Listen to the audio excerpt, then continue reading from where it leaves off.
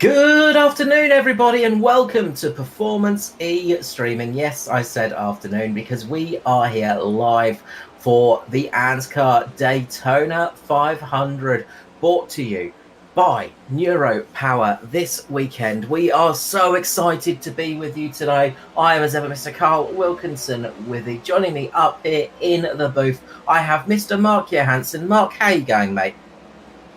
Oh, good to be here. Start another great season. We've seen some great duels last night, and I think we're in for a treat this afternoon. We've some big teams in here, and then some privateers. Absolutely. Quite a couple of new faces, couple of returning faces, and a lot of regulars. We also have Mr. Matt Hunter doing the behind the scenes work and also chipping in when needed. Matt, how you going, mate?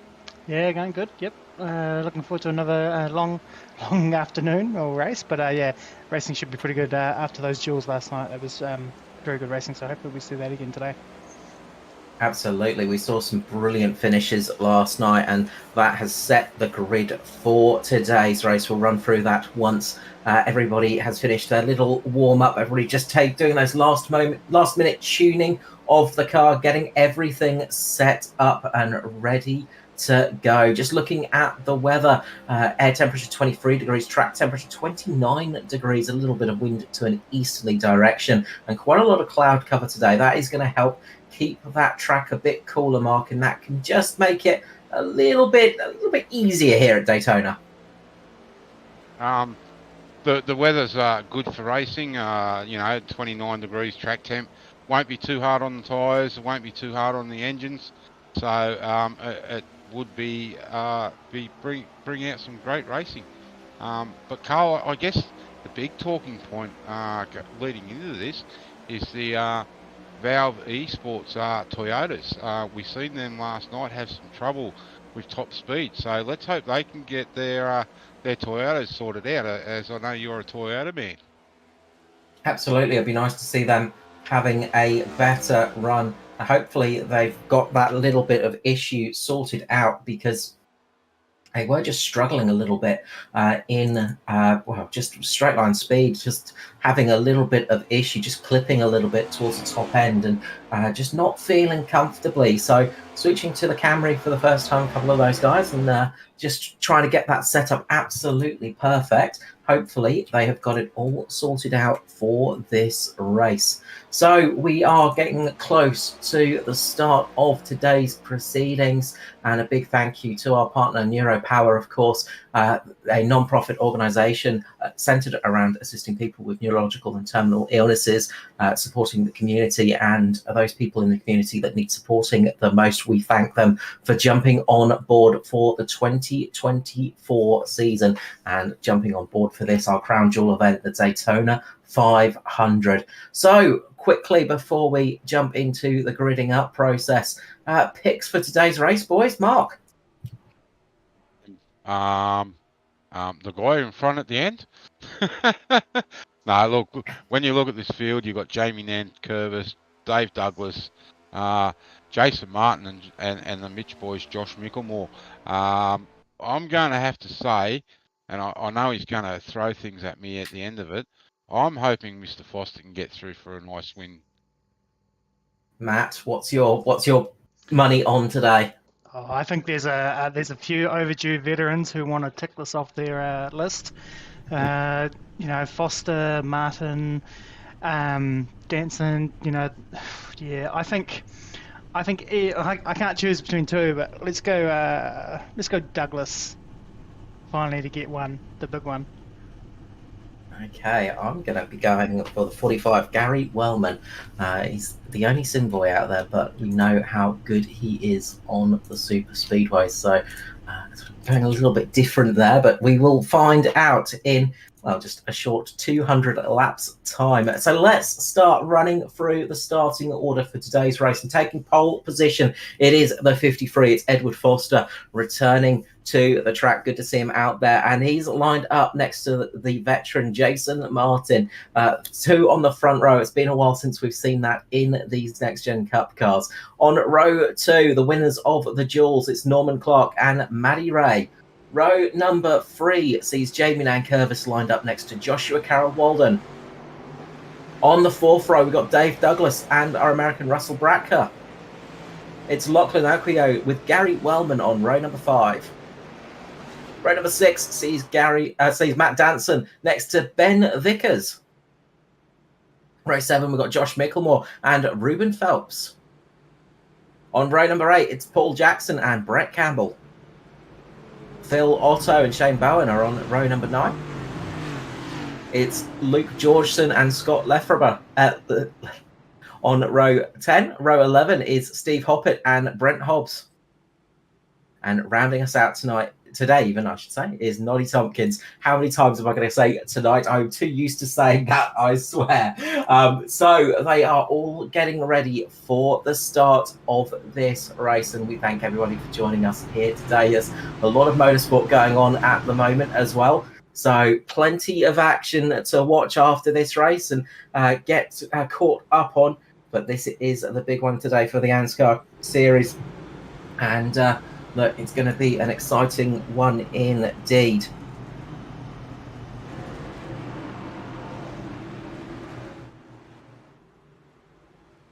So as they all start lining up 2 by 2, getting ready for the start of this race, the front runners, the pole sitters, are going to be getting their nerves under the belt, getting ready for this race, and it's going to be a great one, I'm sure, because we had some great moments in the duels last night.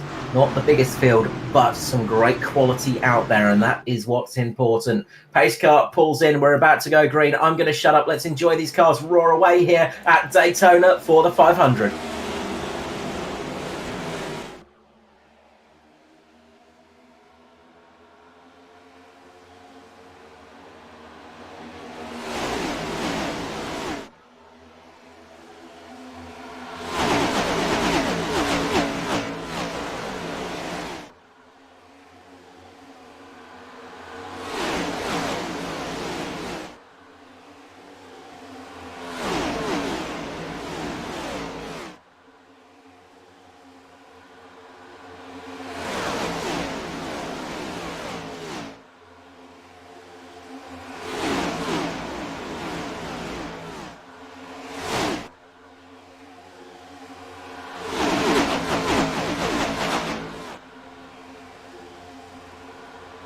And as they cross the line, Matty Ray getting up into the lead with JCW just behind him, drops down to the low line. Jason Martin getting ahead of Foster as well. Gary Wellman on the move early, up 7 positions. He is charging his way up that high line. Great run from the high line early on. A lot of people dropping low, getting themselves down low, getting themselves comfortable in the early stages, but a few people wanting to try and take the high line. We've got 4 cars up there at the moment.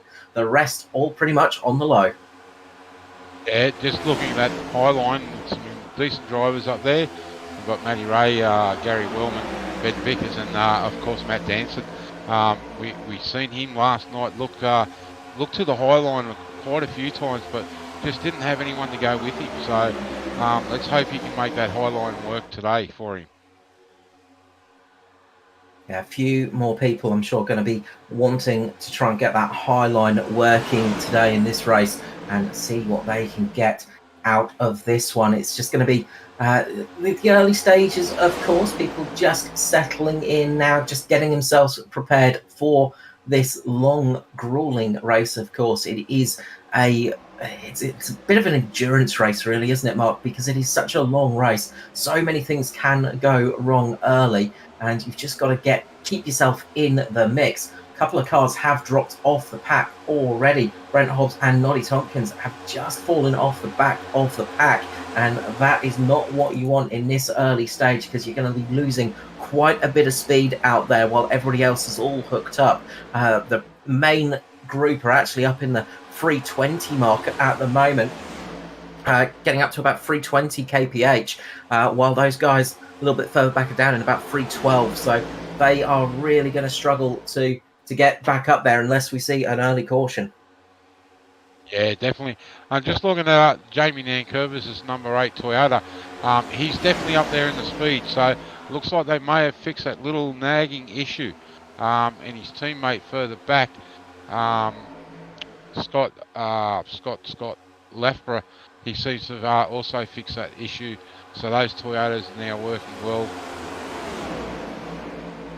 Yeah, good to see they've managed to sort that out overnight. I'm sure they were doing some frantic testing and checking up things, tweaking the setup a little bit. And of course, it is an open setup race at this one. It does make a big difference because it's how you tuned your car. You might see some guys have some really good early pace and then start to struggle in the long run, and vice versa as well. So it's all about getting that setup absolutely spot on. Of course, Yeah, you'll see them. Sorry, Matt. I was just going to say, I'm just seeing Dave Douglas disappear in the nether regions there a couple of times that lap. So let's hope his connection stays strong through the race. Yeah, we saw that last night, a couple of blinks from Douglas and a couple from Matty Ray there as well. So a little bit blinky out there at the moment. Hopefully that settles down nice and quick. It's never fun having a car blinking, especially on a super speedway, because when they blink in and out of existence, it does sometimes create a bit of an issue for the draft pack. You sort of lose the draft for a brief moment, and it just slows that whole line down. So hopefully everybody will have their connections playing ball with them now, and it won't cause any more issues. It's always the tricky part of online racing, and it is one of those little things that you have to encounter when you're doing sim racing that is a little bit different from full metal racing itself.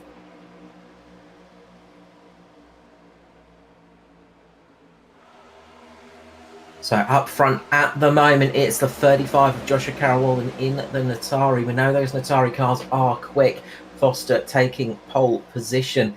So obviously got a very quick car out there. Foster just sitting behind Jason Martin in second at the moment. So the two front runners, the two pole sitters up there at the moment, still got some good speed. But JCW leading the line, and he is going to be doing the... using up a little bit more fuel up there, but he is sitting pretty happy up there. He knows what he has to do to win a 500 as well. One of only two prior winners of the ANZCAR Daytona 500 in the field tonight.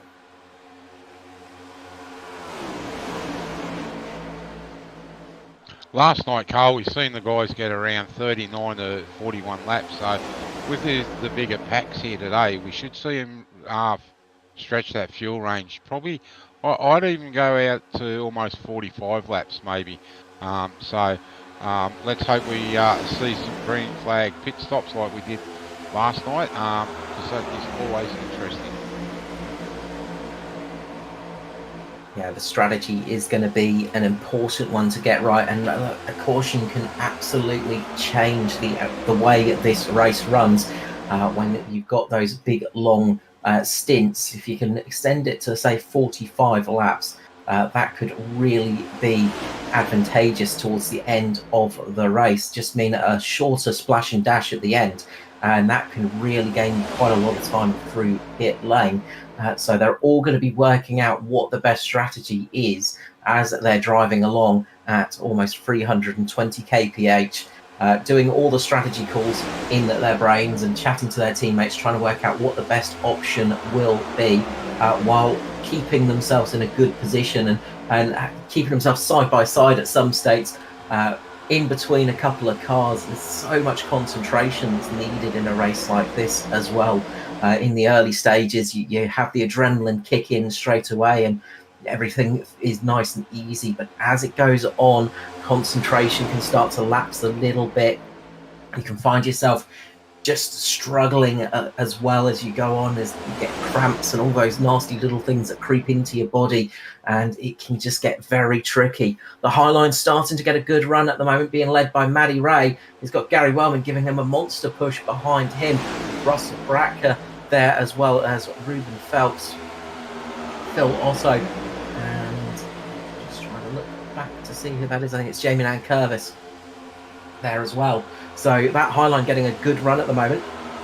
Will we see them drop down? It looks like they are, as Wellman and Matty Ray drop down to take the lead off of Joshua Carroll Walden, and they slot themselves nicely in front. That's unusual for Matty Ray to drop that down and leave one of his teammates up there, the American driver Russell Bratka. I don't know what he's thinking. Maybe with Ruben there behind Russell, they're getting a good run there. So look at those two guys trying to get down. Last night we've seen different stories for the 4 SRM drivers. We've seen Ruben and Lachlan Urquio come together and take each other out towards the end of their duel, and Matty Ray winning his. Got a bit of free wide action in the middle of the pack. Matt Danson, Norman Clark, Phil Otto outside. Dave Douglas giving a bit of a push along to Danson at the moment. Otto sort of stuck up on his lonesome as he's going to try and drop down, and he does finally get himself secured into that position. He's looking up front, and Russell Bracker did have his teammate with him, Ruben Phelps, trying to push along, but now Danson's coming down the middle. He is trying to push his way to the front and seeing what he can do here. Douglas right behind him pushing along, and they've made that third line work. They've managed to break their way through the SRM cars, but this has broken the pack up a little bit. You can see there's a big gap forming behind Jason Martin and Edward Foster, and that's going to be them dropping in, I think, to that position. Foster just wanting to get some cars in front of them by the looks of it, just to help the fuel mileage a little bit, as Danson and Douglas are working their way towards the front now, and they've got a monster run at the moment. Can they get enough momentum to get themselves into the lead? Starting to stall out a little bit now, and they've not quite got enough to get themselves in front of the leaders. Further back there, Carl, those 3 SRM guys were almost linked up, but they've ended up with Phil Otto in between them, and they're back down on the low line. So they'll be just sitting there, biding their time like last night. And we've seen a great run by Matty Ray and Russell Bracker last night to get up there. Yeah, it's still very much early doors, so it's just getting yourself in a solid position, and that's going to be a crucial part of the proceedings. And I was just looking back, and a few cars have just fallen off the back of the main pack now. Brett Campbell, Paul Jackson, Luke Georgeson, Steve Hoppett have got a 4-car pack running a little bit further back now. But up the front, it is going to be a good run for Danson as he gets himself up into the lead after a monster push by Douglas. Foster jumping up there as well. He's going to try and link himself down in front of Matty Ray. Slots himself there nicely. Ruben Phelps trying to work his way up there as well to link up with his teammate. Just didn't quite get the momentum he needed to get there. He's got Phil Otto behind him at the moment, giving him a good push, seeing if they can get that one working and slot themselves into that position. But we've got a new leader in Matt Danson, up 10 spots in this race. 38 leading the low line and leading the pack at the moment. See there, Matty Ray just dropped back off the rear of Ed Foster. What he would have been trying to do there is create a hole so Ruben Phelps can get down into that low line, but it hasn't worked for him. He's had to pick up the speed again and close that gap up.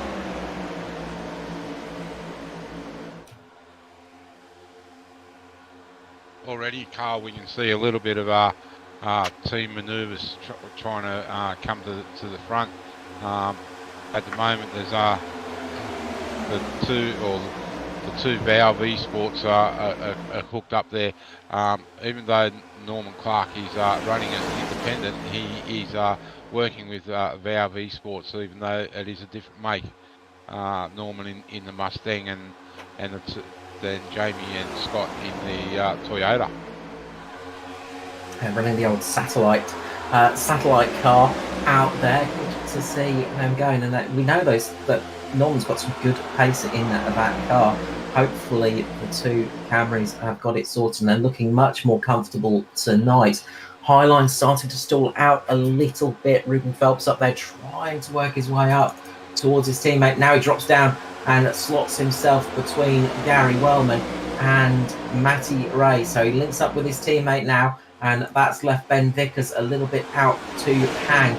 And so he's going to be sitting up there. He's got Josh Micklemore behind him, as well as Shane Bowen and Phil Otto. So a 4-car line up the top, seeing what they can do at the moment. Not really making much headway, but if they can start getting a run, we saw what momentum can do.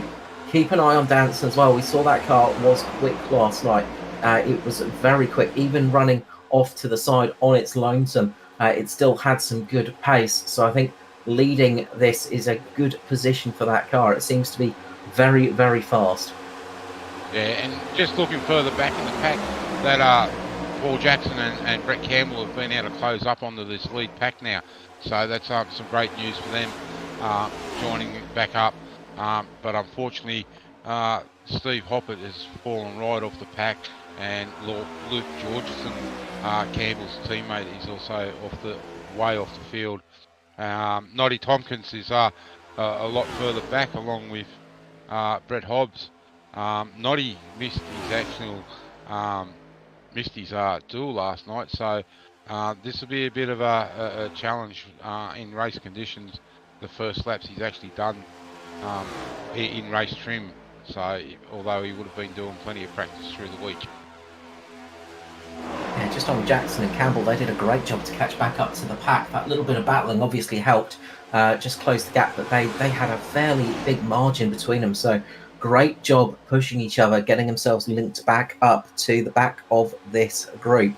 Hopefully, I imagine the group back further back, Hoppet, Georgeson, Tompkins and Hobbs, will be able to link up with each other and get a four-car draft pack going, and that might just help them keep up the speed so they don't fall a lap down here.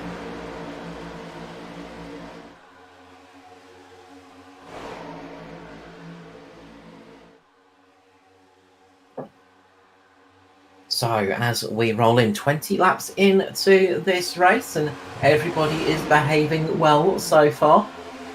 Say so far, of course, because I imagine once we get to those latter stages, once that checkered flag is within sight of these drivers, the red mist will descend and all this good behaviour will go straight out the window.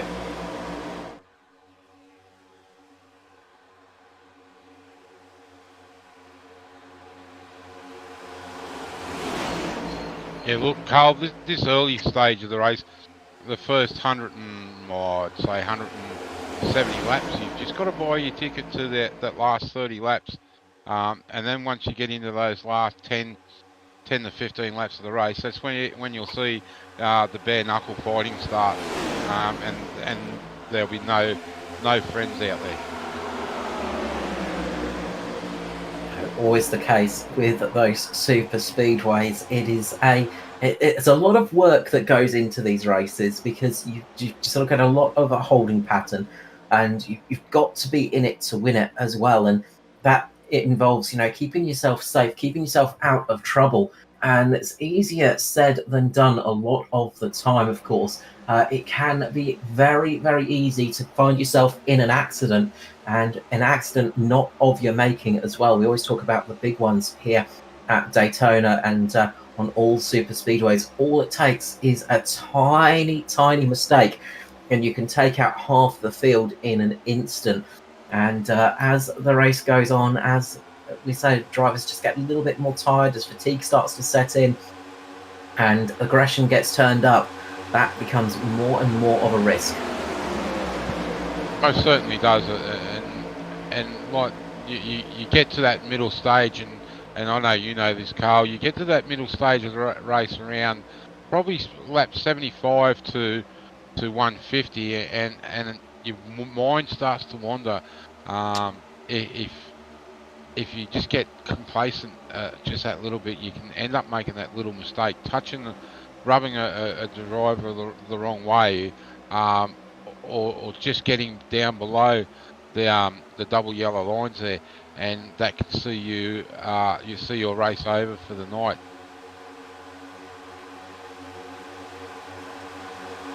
Yeah, it's a lot easier to lose a race on a super speedway than it is to win one. It's a very, very tricky thing to get to the end. There's so many things that can and will go wrong. Up high It is Jason Martin starting to lead that top pack as Phil Otto just gives the wall a little scrape going through 1 and 2. And that's just damaged the right front of the number 1 Kingsman Racing entry. You definitely don't want to be doing that this early in the race. You know, we're not even a quarter of the way in. And yeah, it won't be helping him for later on, especially if he gets a crease on the nose. We've seen how important the aero is on super speedways. Hopefully it is just cosmetic damage and it's just a little bit of the paint chipped off, but we saw that we saw a similar thing happen last night, just somebody getting up high and they just got sucked into the wall, and it caught a couple of people out this weekend. And it's so easy to do if you start running up a little bit too high. You find yourself, especially when you're a bit further back in the pack, getting some aero wash and the car just runs up on you and you find yourself nibbling the wall, and it is never fun. No, definitely not.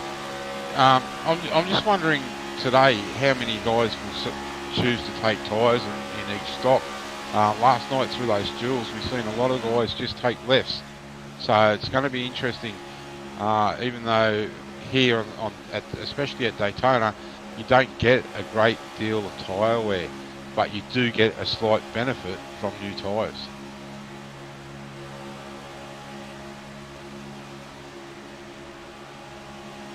Yeah, it does. It does just give you that little bit of extra confidence, a little bit of extra purchase, and also just helps coming off of the pit lane as well. When you're coming off pit exit, sometimes just those slightly fresher tyres can just help make it a little bit less sketchy, and it just makes it a little bit more comfortable as you're getting back onto the track. But of course, it does. Doing all 4 at least will mean a little bit more time stationary, so you might see drivers just sort of doing the lefts and rights sort of separately, or just worrying about those left tyres, as the rights don't tend to wear quite as quickly, and you can usually get maybe a couple of stints out of them before you have to even consider changing them.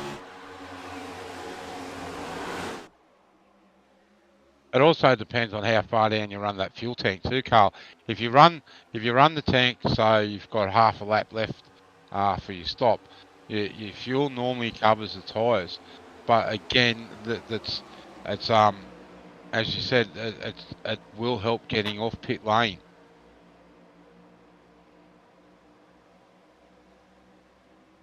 Very much so, and every little advantage you can eke out can make a difference. Just glancing back to the second pack, Nolly Tompkins in the lead of that one with Brent Hobbs, Steve Hoppett and Luke Georgeson. All 4 of those cars have linked up with each other, and they are trying to keep themselves up at a good pace at the moment. They are sort of dropping back, and it won't be too long until the big main pack catches up to them and starts to lap those guys about the straightaway at the moment between them and the main pack, and they're a little bit messy at the moment, and that's really hurting them with their speed. They need to really link themselves up and keep themselves running in a line, because they are losing a lot of time there and a lot of speed, and that is going to cause them to go a lap down very, very quickly. Yeah, with the bigger fields, if you drop down a lap, you've got the chance of getting back, but we haven't got a huge field, like as you said at the start of the broadcast, Carl, but we've got high quality field. So if these guys do go a lap down, it's going to take a mistake from someone to bring out the caution to get these guys back onto the lead lap, and it can make for a long, long afternoon. Jumping back to the front, Jason Martin leading the high line, getting a good charge with Josh Micklemore behind him. They had some great momentum, got themselves right up to the front. But now Dave Douglas is giving Danson a massive push to block off the line line, to stop those guys dropping in. And I imagine that high line is thinking about pit stops. They want to try and link themselves up front, get themselves in a good position for the pit stops to come in around about 10 or so laps. So the two Mitch Motorsport cars lock themselves down in front now. Jason Martin leading Josh Micklemore. They've positioned themselves nicely for those green flag stops when they come, and they'll see how they can work this one out. Meanwhile, Ben Vickers is up on the high line with Phil Otto and Shane Bowen. 3-car line there, and they are trying to get some momentum again, try and get themselves in a good position. Not quite getting there at the moment, and I imagine they're going to be thinking about getting low in a few laps or so time. Yeah, that's the important thing now that you're coming up to pit stops. You definitely got to get back down on the low line. I have seen in the past, and it's happened to me, being caught out on that high line and having to go an extra lap and running out of fuel as I come into pit lane. So you definitely don't want to get caught up there when you need to get into the pit lane. No, it's a very tricky position to be in, and you can't really enter pit lane from the high line. It's not advisable at all, and will often lead to a massive wreck if you do that one. So it's all important to get yourself in that right position, but sometimes you just find yourself in the wrong spot at the wrong time, and it is so easy to do. Matt Danson jumping up high with Dave Douglas once more, and they have left a nice big gap between Foster and Micklemore, trying to get a bit of a run there, seeing if they can get themselves up ahead of the two Mitch Motorsport cars. Gotta say, Douglas and Danson working well together, and we say it often about the number 10. If you want somebody pushing you on a super speedway, it is Dave Douglas.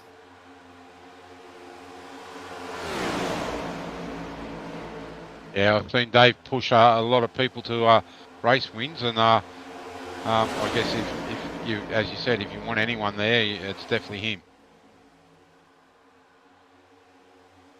As Ben Vickers takes advantage of it, Phil Otto looking to drop down, just didn't have the gap there. Was almost so close to having a moment there, and just bailed out at the right time. Ben Vickers taking advantage of that run from Danson and Douglas, used it to perfection to slot himself up into third position in the line, and that's left those two cars of Bowen and Otto up on the high line a little bit hung out to dry.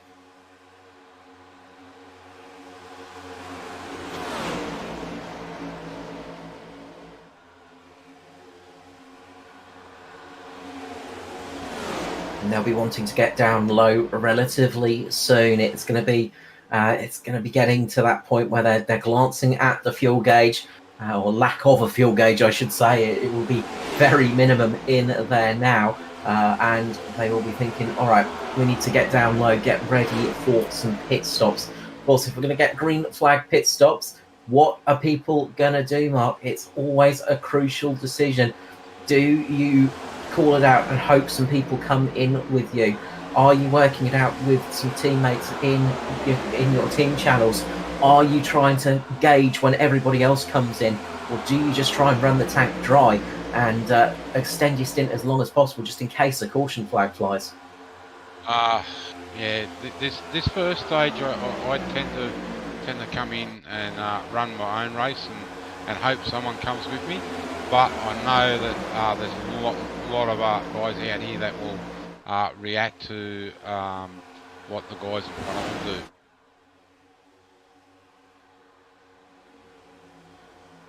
Because if you do come in and you only get a couple of cars, again, you then hope for a caution later on in the race to bring you back into it.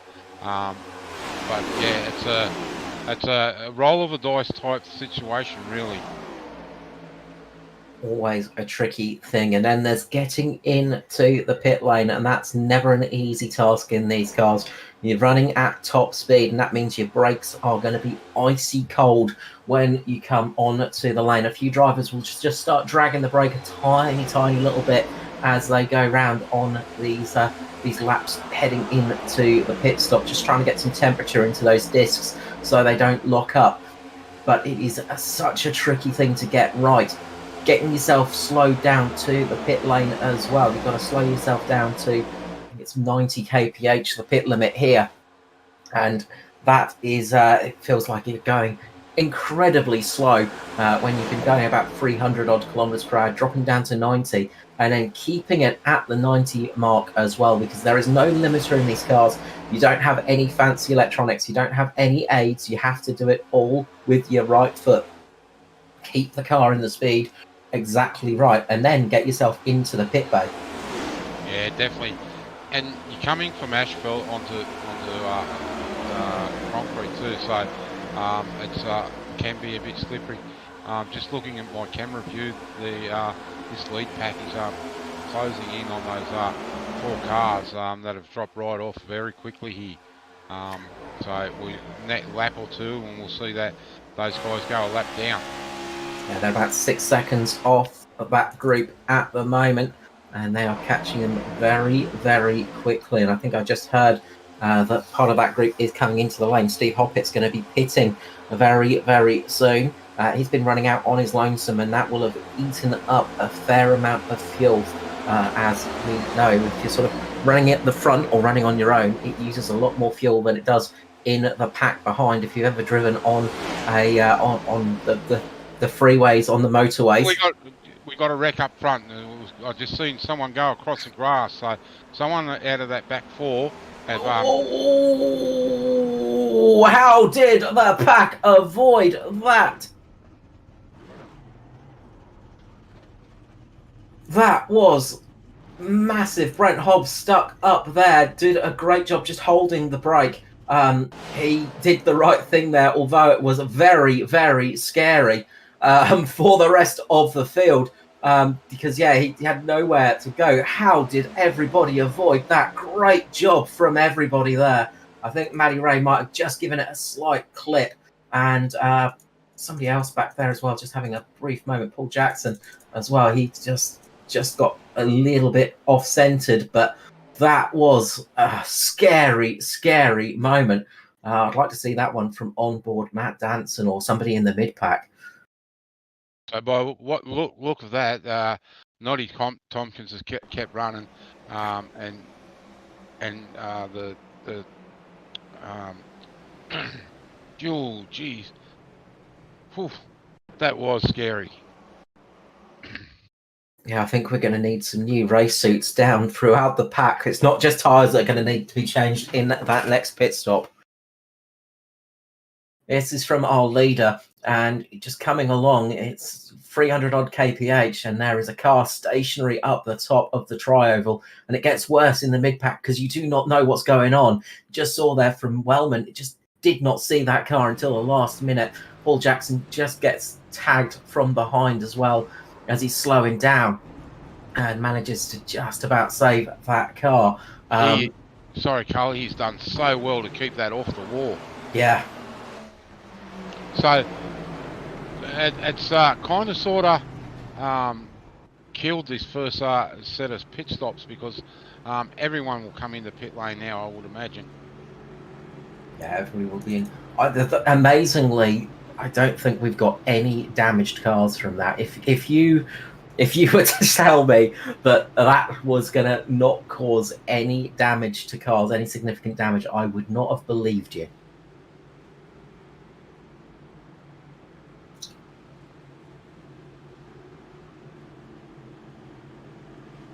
So a little bit further back, Noddy Tompkins has run out of fuel, unfortunately, trying to get to the lane, and he's getting a bit of help from Luke Georgeson at the moment. Georgeson being very, very kind and giving him a nice push to the pit lane. That is some great sportsmanship there from the 274 on the number 80. So pit stops are happening now. Everybody is in, and I imagine they are going to not worry too much about changing tyres. I'll probably all chuck some fresh boots on because you've got a lot less to worry about in a caution flag stop. From what I see there, the 95% of the cars took 4 tyres. Ben Vickers took lefts only.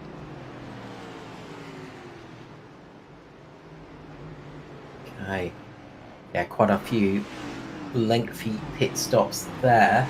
Big loser was Matt Danson. He was stationary for quite a bit of time, 18 seconds. So possibly just trying to do some tweaks on the cars. Of course, the other good thing about changing tyres is you can change tyre pressures and do some tweaks to the car as well in these pit stops.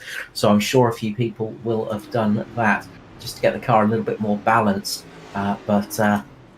Yeah, well, we said probably not going to see too many big wrecks tonight. And, well, we haven't seen any major big wrecks, but that was almost the biggest wreck you've ever seen, wasn't it?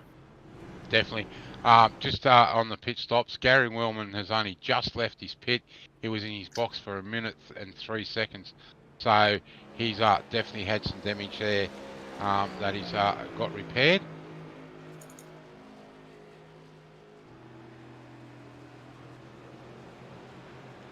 Yeah, no obvious damage on the car that I can see. So that's on the right-hand side. I think that's where the damage will have been.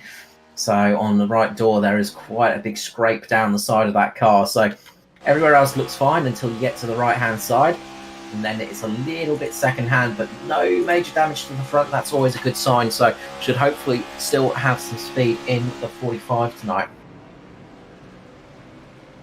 That's that wreck has allowed everyone to stay on the lead lap. Even Brett Hobbs has been able to stay on the lead lap and all close up again for a nice restart.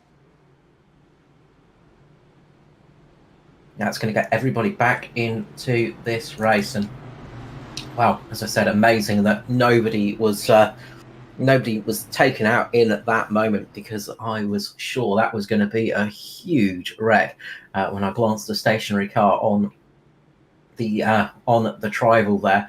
It's one of those positions where you don't really expect to see a stationary car, but a great job by holding the brakes. And that's what we always say, hold on to the brakes, because it's easier to avoid a stationary car than it is to avoid a car that's you're not sure where it's going to be.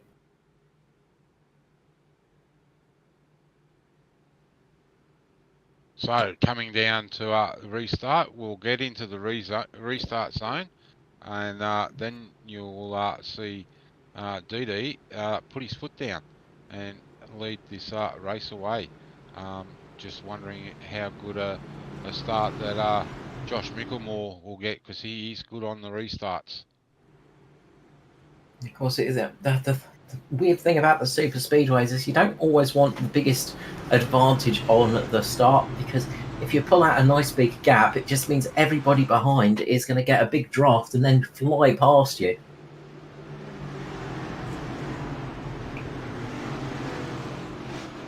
So pace car about to pull in here, lap 42, 158 remaining here. It's Douglas and Mickelmore up the front, going to be leading us away for this next stage of the race. Into the restart zone they go, and a nice easy start there from Douglas. Just pulls away nicely and gets a good start. Vickers dropping down early with Jason Martin. A gap forming just behind him as Maddie Ray just a little bit slow away. Possibly starting in a slightly too higher gear there.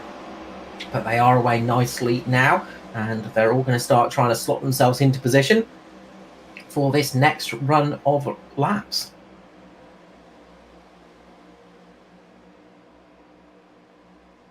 So now that we're back underway, I just want to touch on the 66 car, Scott Lafbrook.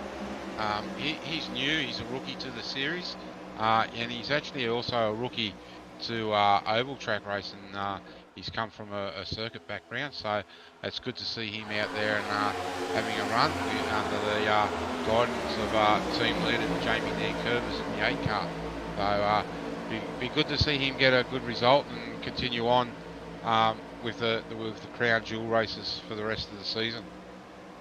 Absolutely, and it's always a fun thing changing disciplines and trying something different on the ovals. It often comes as a shock to the road races when they jump in, because I don't expect it to be quite as grueling and taxing as it is, because it is just concentration constantly on this style of track. Brent Hobbs having to come down the lane, possibly for a penalty, unfortunately for him. So that work to stay on the lead lap. He's going to drop off it, unfortunately. But they are flying through now. Shane Bowen getting himself up into the lead and taking a lap lead in the Cobalt Racing entry. Good to see them back out there. Shane Bowen having a good race so far. We saw Cobalt coming in last season, having some very good results, and they're going to hope to carry that on in the 2024 season. Meanwhile, it's back with Danson up the front, and he's got Bratka behind him, giving him a nice big push at the moment on the high line.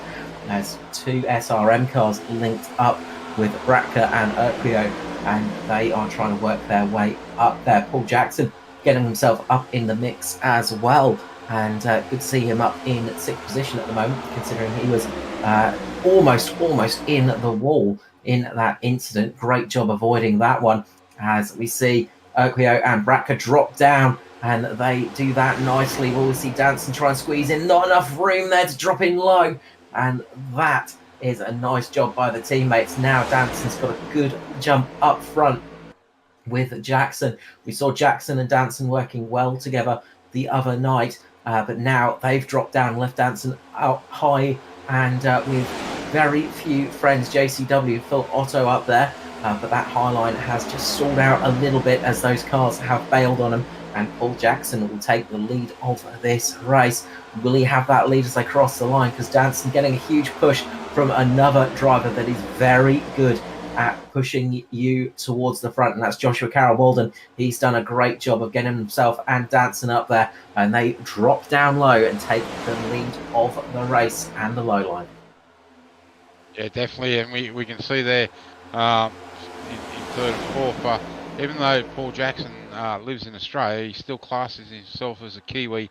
So the two Kiwi drivers there now teaming up, and behind Ruben, he's got his 3 of his teammates. Matty Ray is a few cars back now. He looks like he's up on that high line, looking to try and join that run to get up and link up with his other teammates. There's a fairly strong line up high. If they can get that one working, get some momentum, they can work themselves forwards. But we have seen that number 38 is very, very quick tonight. It's got some really good pace, especially when it's out leading. Seems to be a very, very stable car in the Altus car with Matt Danson, and returning Matt Danson as well. And unfortunately, just looking back, Noddy Tompkins, the other, the 5th SRM car, has dropped off that pack again. So he's obviously having some issues tonight. Always tricky, and it's so easy to fall off the pack. It's such a close thing as you're driving these cars. We're just looking back there, you've got Gary Wellman just at the back there, and he's sort of just in range at the moment. He's just in the just about safe, but all it takes is a little lift or just getting in the wrong spot, and if you drop about half a second behind the car in front, you will find yourself just tumbling backwards as you lose the draft. It is such a horrible experience because it just feels like you cannot do anything. You're sort of trying to push the throttle down even harder than it will go, hoping for some extra horsepower, and it never comes, unfortunately, in this car. You just can't get back up to those guys once you drop off the pack, and then you fall like a stone because you're doing a good, sort of almost 30 or 35 kilometer per hour less than the leaders in the pack, and it just drops you down so very quick indeed. Meanwhile, Phil Otto getting himself up into the lead, gets himself a leader's point as well, gets himself up there. So a lap led for Otto, and now Dave Douglas moving himself up to the front. He's got Foster behind him.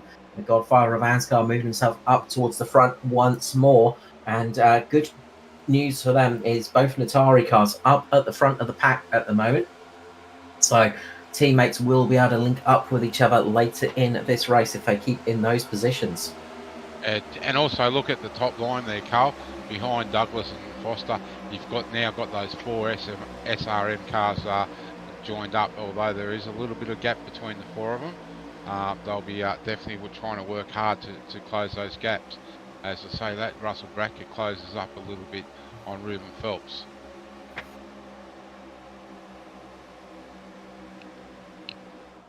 locking themselves into position in this race and just working out what they need to do. Still a long way to go. We have 51 laps in, 149 remaining. So still got a lot of racing to go as Danson jumps up high and links up once more with Douglas. Douglas giving a massive push there, absolutely attached to Danson's bumper. And Danson wants to be leading from the front tonight, and he is doing that at the moment. Foster there linking in with Douglas and Danson. And that high line has got some really good momentum at the moment. The low line dropping off a little bit, started stalling out a tiny bit there as well as that high line moves itself forward. You can see Bratka just getting in front of it now. Will the rest of the SRM boys catch up? They've got a bit of a gap. They can start getting some speed there. But that low line has just died on them all of a sudden. Yeah, remember too, Carl, we've got that new track dynamic, so when the track heats up, it does become a little slower, and that's what the guys will be looking for now, is the coolest part of the track, and that is obviously the high line. And you can see that by the way this high line has started to stretch out. Phil Otto there is stuck on that low line and cannot move. No, it also just goes to show just how quickly you can go from leading a super speedway to dropping back from 1st to 11th in a matter of a blink of an eye. But the low line's starting to come back a little bit. The momentum's coming back in. They've started getting some cars hooked up there as well. It's all about getting that momentum shift in line and getting the cars on track for that speed, and they are doing it slowly but surely. They're starting to come back at the high line, although the high line is looking a little bit more stable at the moment. Yeah, it's good to see on that low line the two Quantum Motorsports cars hooked up together, Brett Campbell and Luke Georgeson. So we will apologise now, because there are some teams here that have decided to completely and utterly trick us, Carl, and go with the same paint schemes and just the numbers, but a little different. Always makes it interesting, of course. Start of the season as well, so lots of new paint schemes out there as well, just to throw us off, because they don't like to make our jobs easy. But watch out for those Quantum cars. We saw Brett Campbell had some good speed. Luke Georgeson as well. He had some good speed the other night in the duel as well. Brett Campbell taking second place in one of the official races as well. So yesterday that was. So obviously that car is working pretty well when it is up there. So if he can keep it in the pack tonight, they should be on for a good result. And you can see they're starting to get that momentum back and climbing their way to the front. The two Quantum cars up ahead of Phil Otto. At the moment, it's Brett Campbell and Luke Georgeson leading the charge on the low line. Danson Douglas on the high line.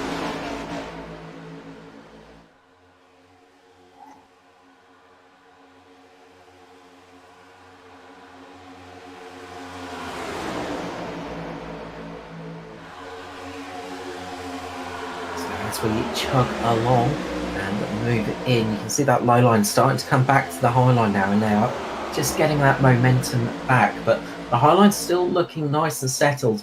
Not too much lateral movement in the cars. They're looking relatively comfortable, running very close to the wall as well. They are trying to get as much speed as they can out of these cars, and they are doing a good job at the moment. That low line's still trying to chug along up there. They're sort of closing in a little bit every lap, but not in a huge margin.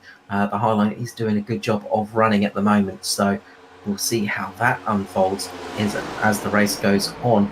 About 16 laps into this stint since they last stopped as well, so everybody's going to be getting back with all the temperature back up to normal and just getting back into pack racing conditions as the low line starts to come alive, as Brett Campbell in the 015 comes up nice and quick and is closing in on the lead, seeing if he can get himself ahead of Matt Danson at the moment.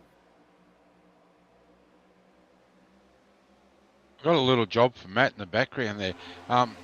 Maybe he can find out. If we stay green, will this be the quickest Daytona 500 that ANZCAR has done? because the pace is fairly good at the moment. Like quarter of the way through, and we've been going for 51 minutes. So it'll be interesting just to see where we're at. Oh yeah, that puts me on the spot. I don't know if I can find that. I can do some digging and some research and find out. But yeah, we're certainly on track at this pace at the moment. We estimate about an hour and 50 minutes to go.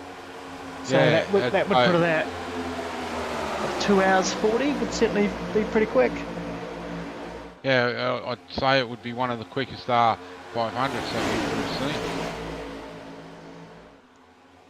I think so. I think it all depends on that caution count, really, because yeah, if you have to run around under caution, certainly delays it a bit. But I'll do a little bit of research and see what I can find.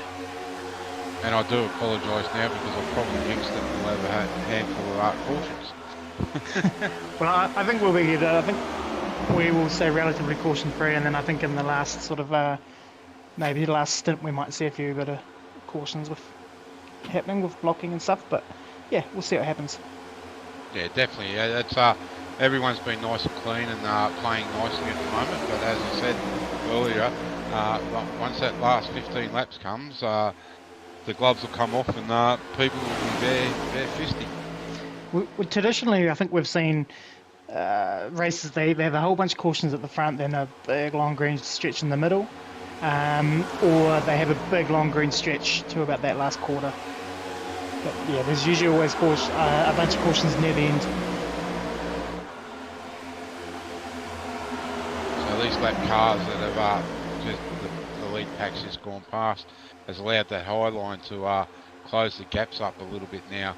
Although Lachlan Urquio and Matty Ray still just haven't got that speed, as we see JCW jump to the high line for try and close it. No, he's decided better of it and gone back to the low line. I think he was looking up ahead, Mark, because he saw the rest of the pack. He saw Foster, Danson and Douglas just jumping low in front of those quantum cars. Yeah, I was just about to say that. You read my mind. So now we've got the SRN boys up there by themselves. Although there is the lap cars there behind Matty Ray trying to close up. It just seems that high line now has just dropped off with the gaps. Yeah, it got a bit broken up as they were heading past Tompkins and Poppet once they're sort of getting past those two lap cars, because it just got a little bit tight as they were going 3 wide, and it just broke it up enough for them to sort of decide to go down low.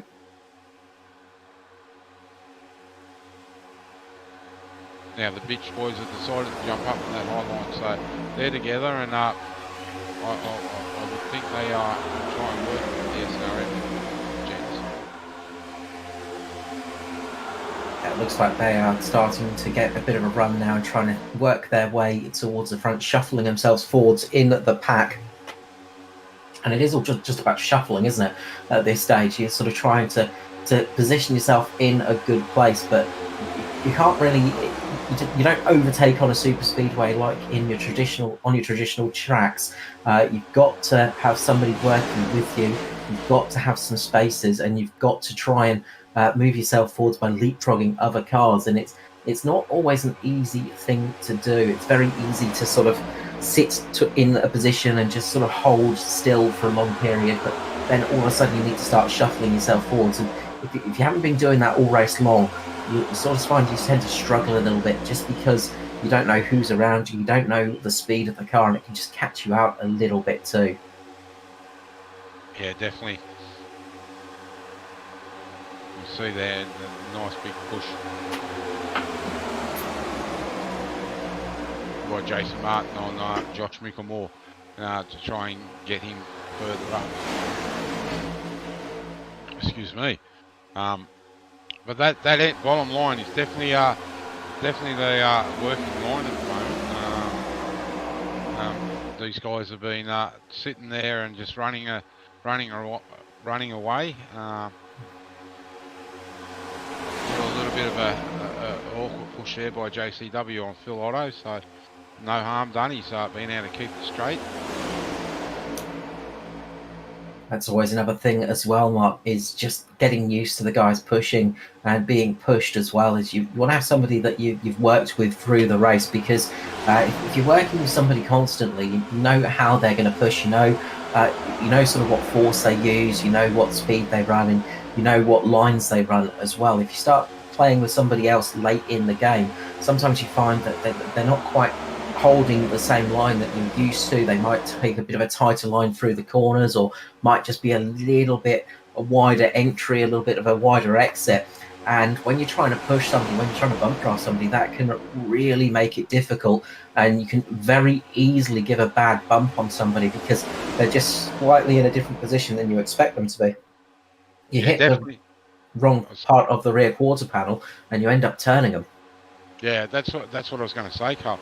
You definitely, these things are different to the Gen 6 cars, where those Gen 6 cars you could just be off centre and give a tap and nothing will happen. But these next Gen 7 cars, if you're not square on that rear bumper and you bump, you're going to send that guy in front of you either downfield or 9 times out of 10 up track into the outside wall, and that's when you see those big wrecks that we do see at these super speedways. Yeah, it's so easy to do, and it's so easy just to make that mistake as well, and just be caught up in that one. And you'll see some drivers just able to just hold the car as well. You've got those sort of drivers that can just seemingly be bumped and just hold it no matter what.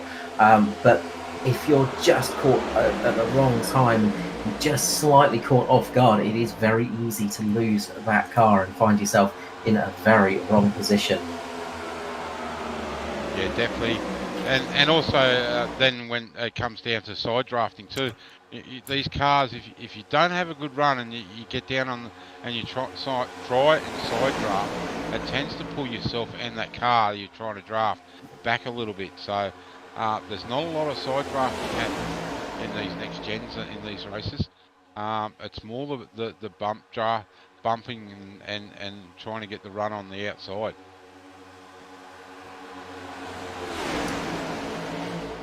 Yeah, although you can take advantage of that side draft if you want to try and slow somebody down a little bit. It can be advantageous if you get it working right, but it does tend to slow you both down. So you've got to do it at the right time and just get that timing in to be the exact right moment.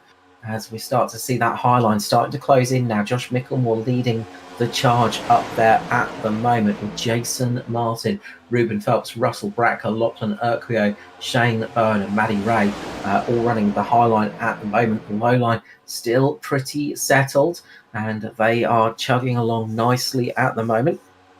About 28 laps into this stint, so a good another 10 or so laps before they even need to think about coming in for fuel. So that's going to be the next big thing to look for is the green flag stocks, hopefully. And we're hopefully going to see some green flag stocks as we saw our first caution come out a few laps ago. As the stops were starting to happen, somebody just getting caught out. Brent Hobbs getting caught out on pit entry, just getting clipped from behind, sending him off across the grass. And miraculously avoiding the massive wreck that we thought it was going to be. Unfortunately for Brent Hobbs, he has taken the car behind the wall and become the first retirement from this race. We still have 22 cars remaining. Noddy Tompkins and Steve Hoppett 1 lap down, 20 cars on the lead lap. I've managed to get those numbers for you, Mark. Okay, well done. So the shortest one that we've had was actually the second one, which was 2 hours and 43 minutes. Okay, that's a long time for a race record to stand. Yeah, it's 2019 that was. The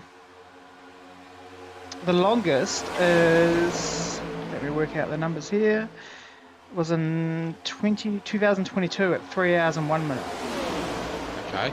And then last year was a 2 hour and 57 minutes. So they're usually around that, yeah. So apologies. No, 2020 was the longest at 3 hours and 4 minutes. So they're usually around that. They're either 2 minutes 40 or 2 minutes 45 to 3 hours.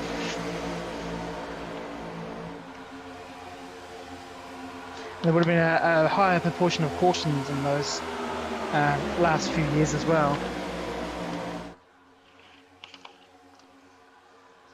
As I say, slightly smaller field today because of, well, there's a lot of other action going on in Australia and New Zealand, and I think that's taken a couple of people away. Unfortunately, a couple of regulars away, but slightly smaller field just means that it's less chance of those cautions coming out, which is never a bad thing because we are racing for racing, not for wrecking.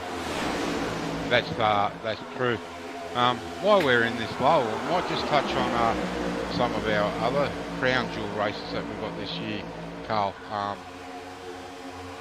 Coming up, as special races are Talladega in the NASCAR Legends. That is definitely one you want to get involved with if you're not part of ANZCAR. Definitely look at getting into those. And that's the old Winston 500, 188 laps around Talladega, and in those things, that is going to be fun. Absolutely, it's one of the races where I'm sitting here going, do we have to call it? I mean, surely we could just be driving in that one because those cars are absolute blast to be in. They are really, really exciting to drive, and they're those classic '87 cars. You don't need to worry too much about the draft in those things because they've got enough power to just close up no matter what. Although they are not the most comfortable things to drive, they are some of the most fun things. Then it's off to Charlotte with the next gen. So the Coke 600, that will be coming up in June. So 1st and 2nd of June.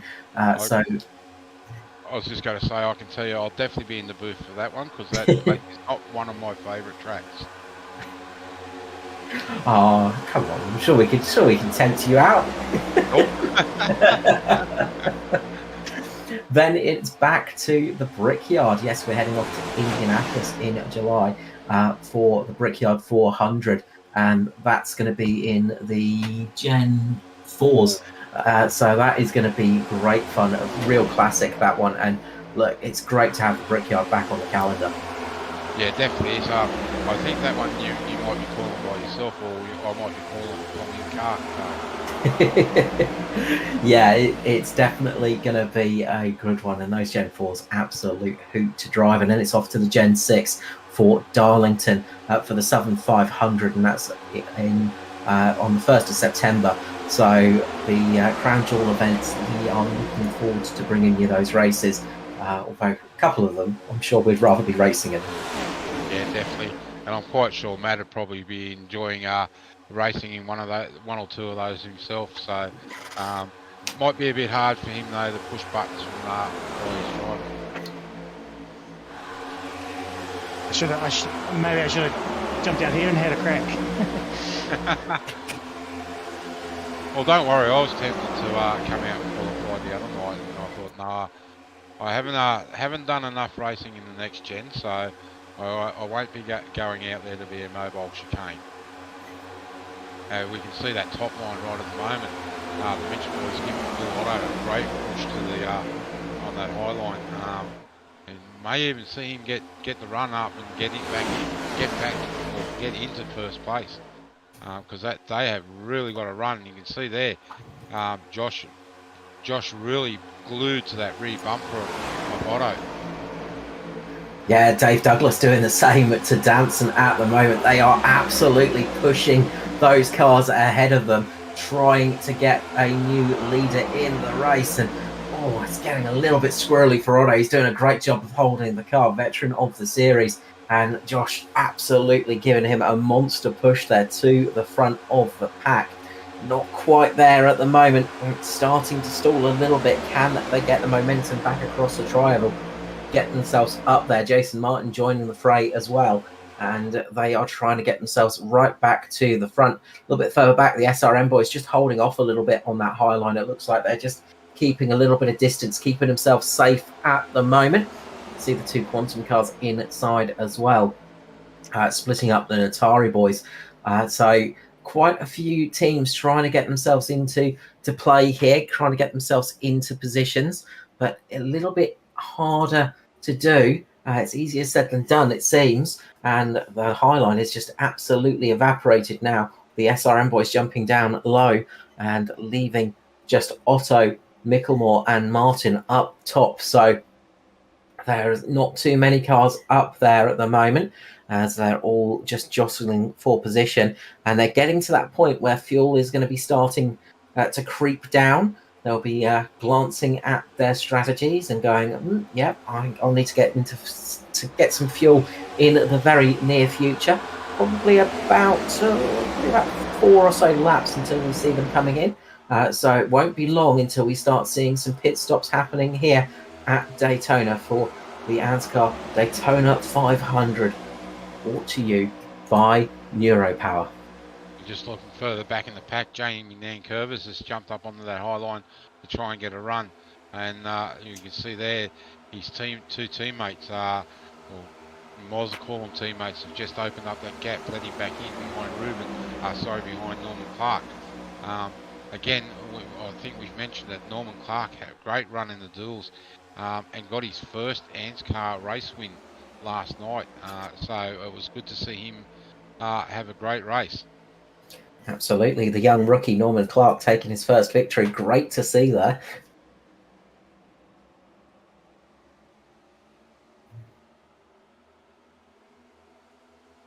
It's very, very good to see him getting up into victory lane last night. Maddie Ray as well, the other winner of the duel.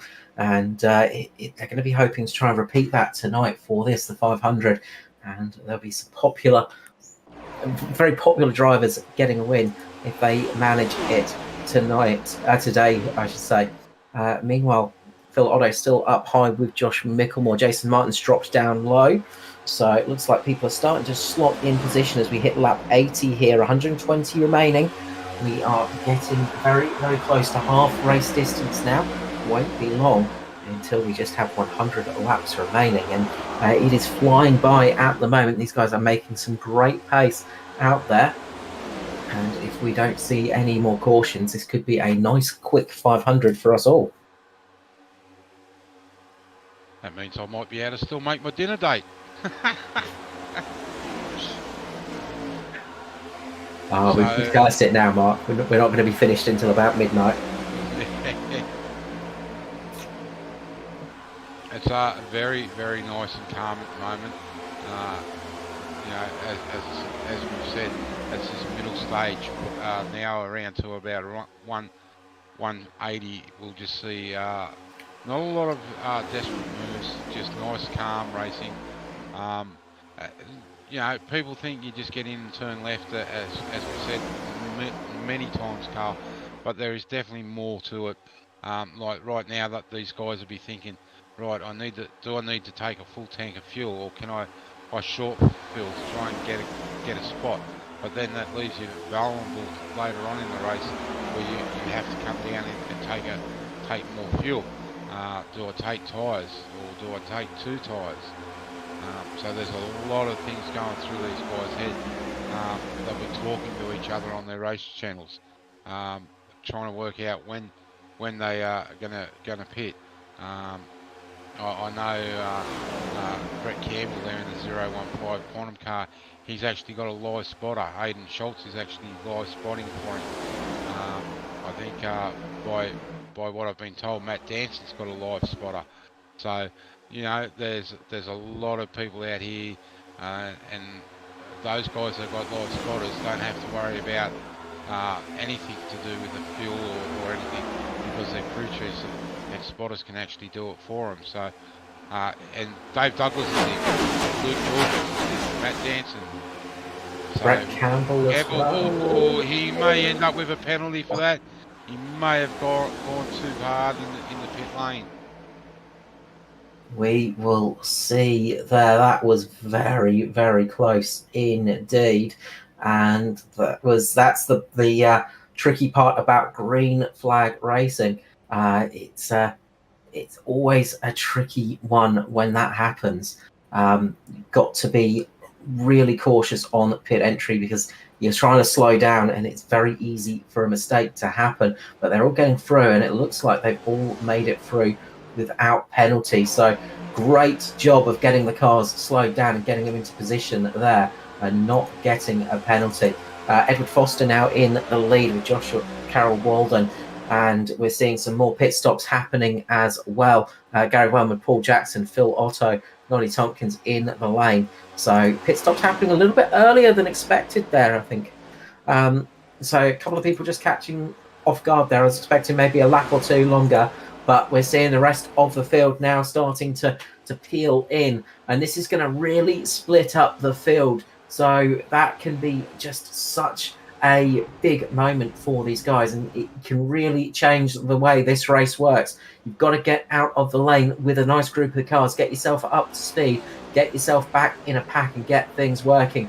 Huge amount of cars coming into pit lane now, pretty much the whole field that remained out there as they come in, spreading out across the lane as they come in very hot. A couple of people at the back just locking up a little bit. Looks like they've all made it in, and looks like they've made it in absolutely perfectly. A lot of time that can be gained and lost as well coming into pit lane. You've got to be cautious, but you've also got to be quick on the pit entry. You can't go too slow because you'll lose yourself a lot of time. So as they're all going to start peeling back out, we're going to find out how this has worked out. Out on track at the moment, Gary Wellman, Paul Jackson, Matt Dance and Dave Douglas are all sort of working together. They are just coming on to the tri-oval now, so they should all sort of link up with this group of cars, you would say, once they get there. But these guys have got to get up to speed, and that's going to be the crucial part. It takes a long time to get these cars up to the top speed once more, but they've all managed to get through nicely, and it looks like everybody's managed to get back out and link themselves up pretty well. Yeah, we've got a lap car coming up too, Steve Hoppert there, just in front of these guys, I think it was. So they're all falling back in the line.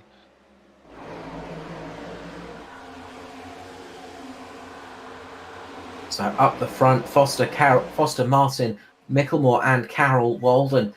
They are leading at the moment in a 4-car pack. They have got Norman Clark, Jamie Nankervis behind them. And then there is a whole heap of angry cars in a massive pack a bit further back. And Foster's going to be looking in his mirror going, yeah, keep running side by side, keep pickering for position. We'll be happy to see that. It might make you close up a little bit slower. We're happy to stay out here in the lead at the moment. Yeah, what this group needs to do is just get into single file and all work together. Don't try and race each other.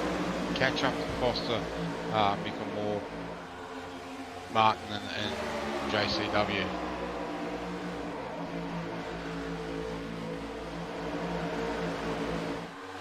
Because right now that they're nearly 2 seconds. They're almost a second out in front. So it doesn't sound a lot, but in super speedways, it definitely is a big gap.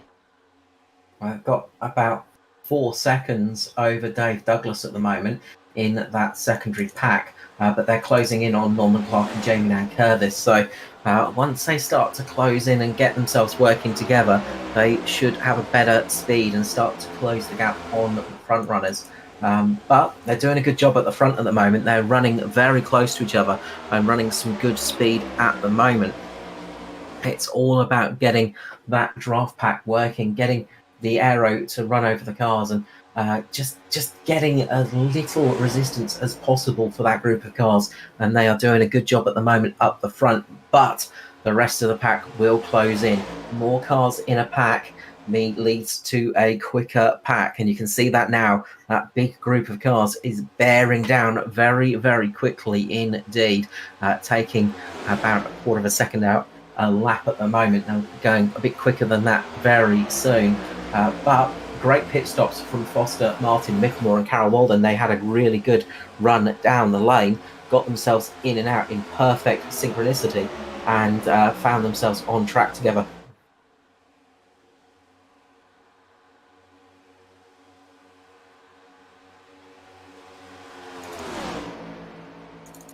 Oh, we've had a bit of a moment further back. Brett Campbell is in some trouble He has got a lot of damage on that car on the 015. He just made a bit of contact with Russell Bratka, and that's pinged him up into the wall. A lot of damage on the right-hand side of that Quantum Esports car.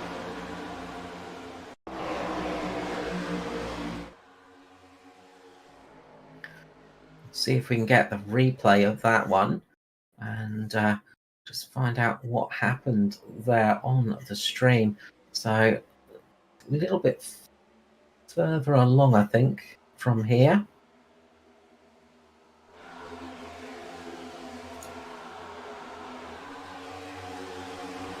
And we'll try and catch that one because there's a lot of damage to that car, and that might be race run for Brett Campbell tonight, unfortunately.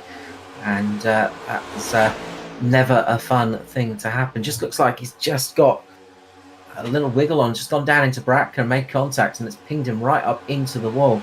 Bratka looks to have gotten away with that one relatively unscathed. Just looking at Campbell's car in pit lane, that right front tyre is laid back. It's been pushed back, so it's going to be a very long pit stop for him at the moment. He's been in, taken 4 tyres and put fuel in the car, but there is some heavy repairs needing to be done there. Yeah, it's a painful thing to happen 91 laps into this race, and that is going to be well, pretty much race over and done with for that car. Meanwhile, up front, leaders have managed to gain a bit of a gap now over the rest of the pack. Dave Douglas and Matt Danson leading the secondary pack at the moment, but they're not catching the leaders, who are doing a great job in that 4-car pack to get themselves a nice gap at the moment. Meanwhile, they're starting to work a little bit better together, but that pack got really broken up and it really cost them a lot of speed. So they've really got to start working together here, Mark, and actually start closing this gap. Yeah, they've got to stick in a single line. Stop trying to race each other. Like really, Ben Vickers and Phil Otto need to get down into that line. And unfortunately for Russell and the SRM guys, they've dropped off that pack even a little bit further. So you know, they're going to be in for a big second half of the race.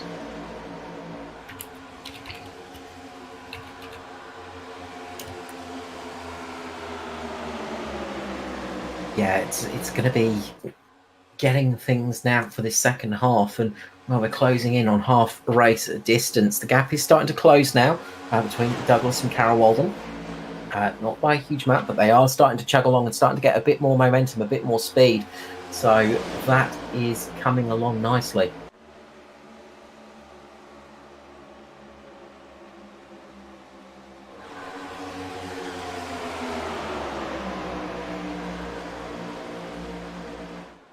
So as we move along here, we might jump on board with, try and use a good person to jump on board with here. Might jump on board with Dave Douglas and get a bit of a bird's eye view on this car catching up to the rest of the pack here, and get to enjoy some of the sounds of these NASCAR Next Generation Cup cars heading around Daytona.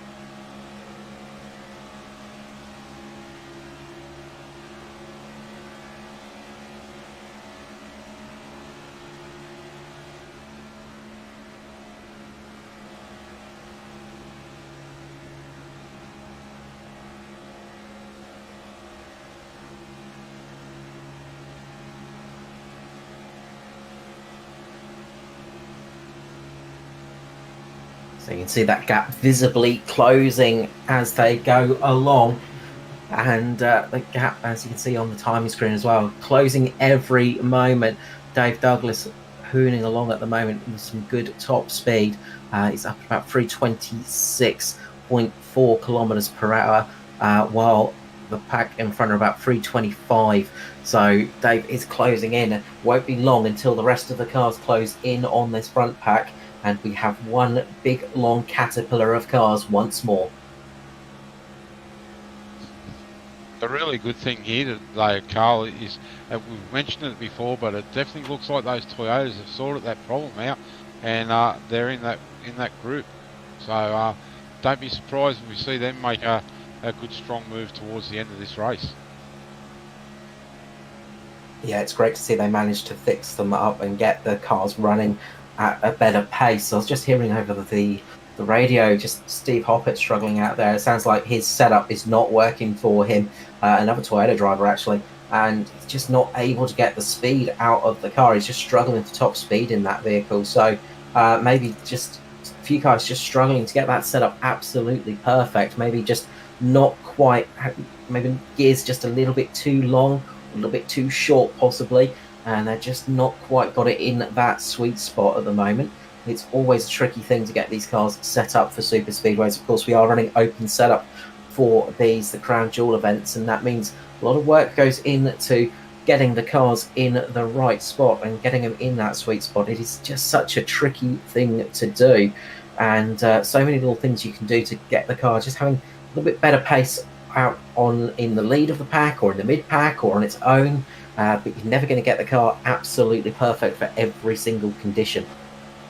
And also the track temp and weather conditions, they come into play too. So I know that the Valve Esports boys were, well, there's actually 6 of them in the team, but there's only 2 of them running their colours tonight that have made, or today, that have been able to make the race. And I know they were out every night this week, or the past week, doing testing and different things. So it is a big commitment when you come to open setup racing. A lot of testing along the way, and it just takes, as you said, Carl, just one little thing to be off, and you can lose what you thought was a good car.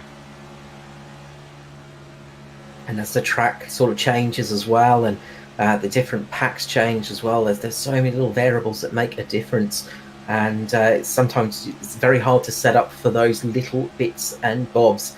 As Edward Foster comes to cross the line, we hit half race distance here as we hit 250 miles left in this race. We are halfway through, 100 laps to remaining here at Daytona for the Daytona 500 here in on Performance E streaming.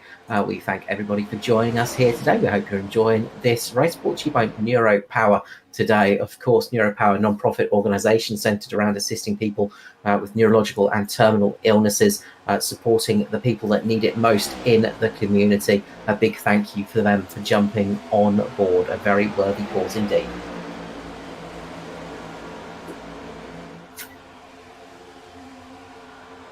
So the gap is very, very much closing, and now Dave Douglas is within striking distance.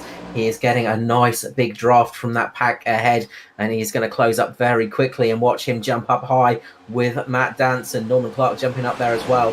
They are going to have some serious momentum here. Can they push their way to the front of the pack? I'm sure Foster won't be complaining too much, because that's going to mean he's going to have a nice windbreaker in front of him, and that's going to help his fuel consumption a little bit as well.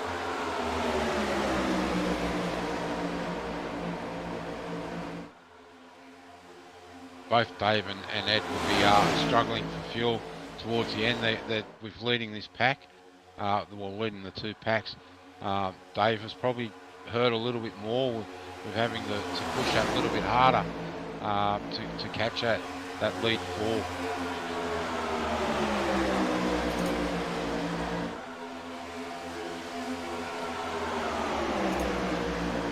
Yeah, that's a big thing, as that could start to hurt them as the race goes on. Just a couple of laps extra of fuel can be such a useful thing to have in the tank. Always better to have a little bit of spare gas in the tank in a race like this, because you never know when you're going to need it. Norman Clark looking to drop down there, just going to do it. He's going to drop down into third position. He's sort of thinking about it. No, he's going to stick up high with the other two Valve Esports entries, as they are getting a good run towards the front. First time we've seen those two up towards the front of the pack tonight, and they're getting a nice run up on the high line at the moment. But with only 3 cars up there, that's going to be a little bit less speed than you want, and they might just start dropping back a little bit here.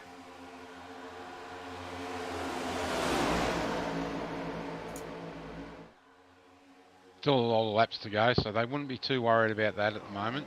And what they'll be looking for is to try and stick together. So if I was Scott, I'd be looking at trying to drop down and then just checking up ever so slightly. But you don't want to do that too hard, because then you lose the gap to the front. And we see Jamie drop down, make that hole.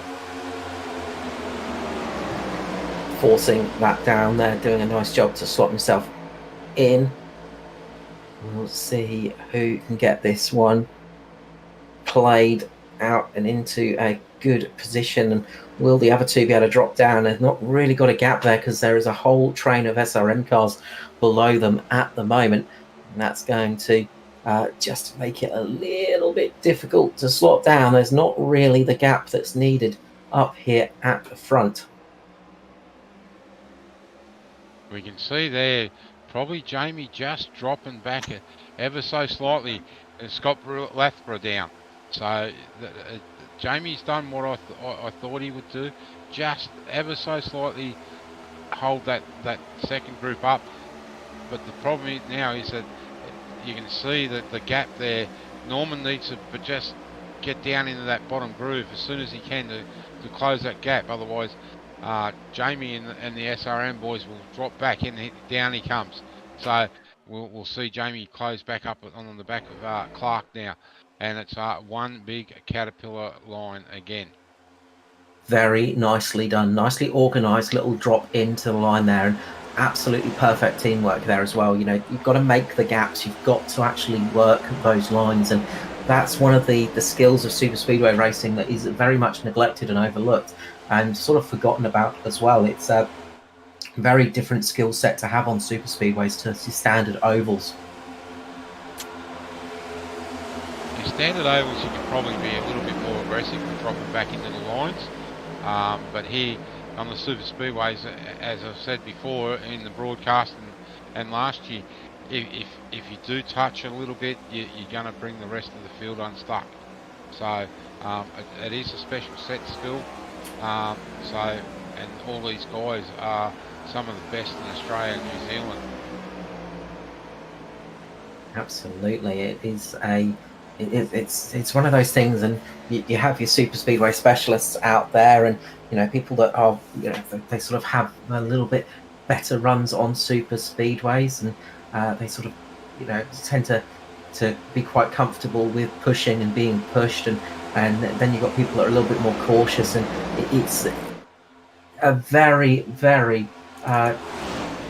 different sort of style of racing when you're running on these tracks, because they are just very, very tricky to get absolutely perfectly right, and you do see a lot of mistakes. Yep, and the Mitch boys have come up top and worked themselves back to the lead. I'm just wondering when they're going to drop down, or they're going to try and stick to that high line. They've had a great run around the top outside that low line.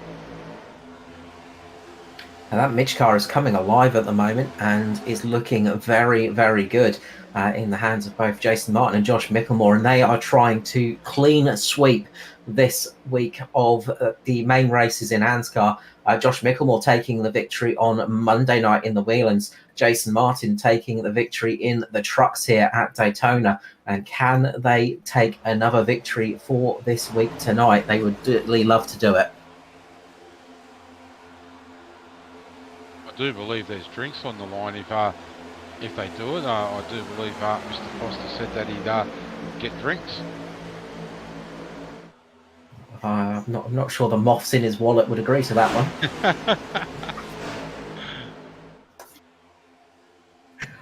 We can say stuff like that while he's racing on track. He'll never know. That's it, unless he watches the back. And we see further back, Gary Wellman and Paul Jackson decide to try and make that high line work.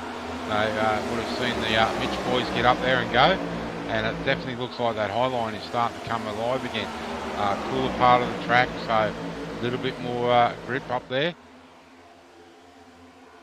Yeah, those two Mitch cars are absolutely on fire at the moment. Some of the fastest cars on track. They are really flying along. And Wellman and Jackson coming up nicely as well. Gary Wellman coming back up towards the front. A little bit of damage on the right-hand side, but not slowing him down at all at the moment. And that high line is working well. Sorry, mate. Look further back. The SRM boys have come up to the high line. So look at them. Look for them coming forward. That high line is definitely working better than the low line at the moment. And we see JCW jump up there in front. Bowen in the Cobalt car, he decided to go up there, but he's pulled back down into that low line. Yeah, it's often you sort of you find a line that's really comfortable to run on, and you sort of want to stick to it. But that high line is looking very fast at the moment, and they are breaking away a little bit from the rest of the pack, and that is definitely going well. And almost wondering if the rest of the guys are just trying a little bit of fuel saving, because they're just that little bit slower at the moment, and that high line is really rocketing along. So. We'll see how this one unfolds, but now you see Douglas and Danson jumping up high as well as Micklemore and Martin decide, no, we're going to go low now. And that second group now, unless they can get that to work, oh, very tight squeeze back into the low line there for JCW in front of Clark. So that's now left the 4 SRM boys up there by themselves. Oh, looks like Clark may have got a little touch there and got a little bit squirrely, and unfortunately that's going to hurt him. That is going to drop him off that lead pack. So we're definitely going to need to probably see a caution for Clark to catch back up, and that's going to hurt the Valvese boys.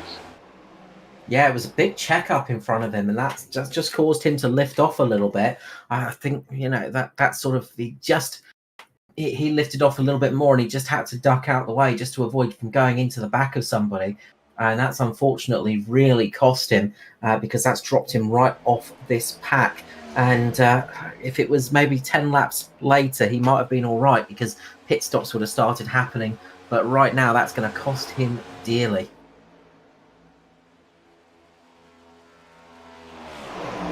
And you can see just really dropping back. Meanwhile, up on the high line, SRM have come alive, and it's Maddie Ray taking the lead with Russell Bratka, Ruben Phelps and Lachlan Urquio.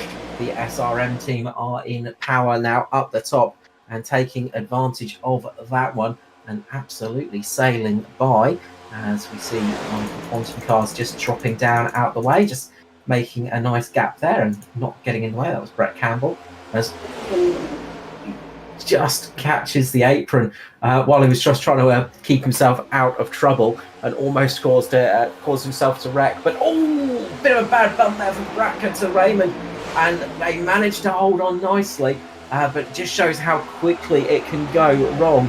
That was almost a big wreck up at the front between the two SRM cars. Great save there from the 83 Maddie Ray.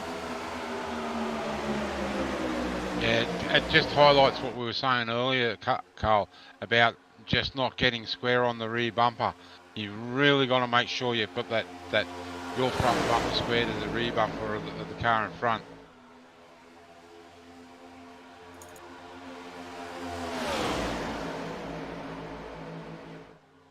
Bit of contact a bit further back between Campbell and Luke Georgeson and Steve Hoppett. They've managed to keep running, but just a little bit of contact between them and just got caught in the draft, I think, from Georgeson. Got a little bit too quick into the back of Hoppett, and they had a little bit of sideways action, but they remain pointing in the right direction and do not bring out a caution critically for everybody else. Yeah, and Hoppett's into the pit lane. unfortunately for Steve Hoppett, that might have just ticked him over to a He's taken dry it. through. Nope, he disappeared, but he's back in his box. So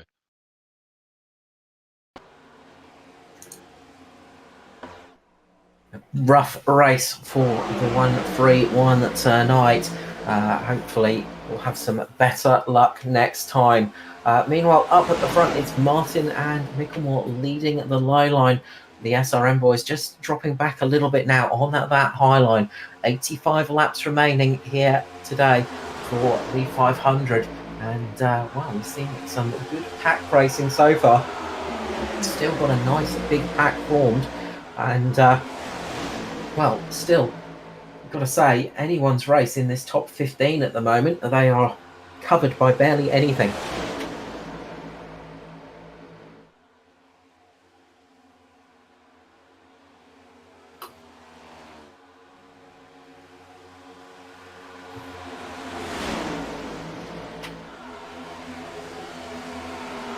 Sure, Norman Clark will be ruining that little mistake, just that big lift he had to make. As there's contact, there is contact in the mid pack, and we have got a wreck. Dave Douglas has gone around, and we have got the caution flag flying here for the second time today, as there was contact between one of the SRM cars and Dave Douglas, and heavy impact for Douglas as he gets nerfed into the wall, hits it nose first. That could be a race over for the number 10, unfortunately.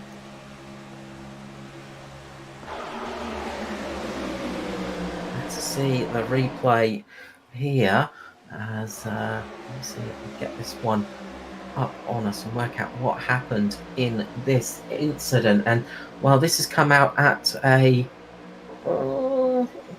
fairly interesting time, because they're going to be tantalizingly close to making it home with just one more stop.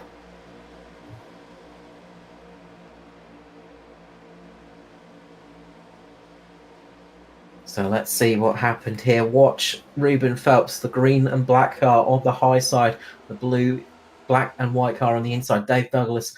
Phelps just gets a little bit squirrely. He's going down and he's just mistimed that one. It's probably said he was clear when he was not. He definitely was not clear. And Dave Douglas, heavy impact into the wall. And that is going to be a painful one for the number 10, who was having a good race up until now. And well, that's one of the big names out of the contention, you got to say, Mark.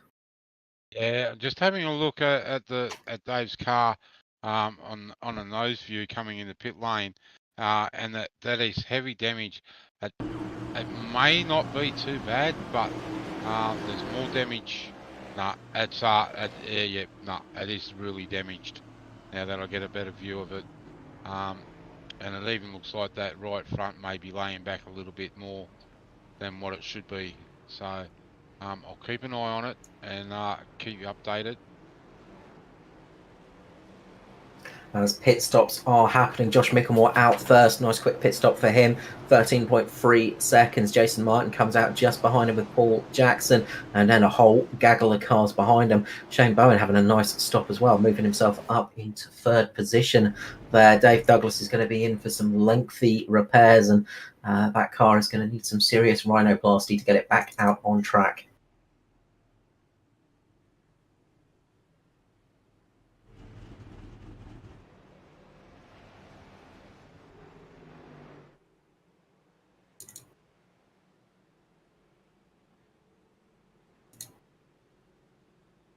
So long as Dave can get it back out on and stay on, he's got to get back out in front of the pace car.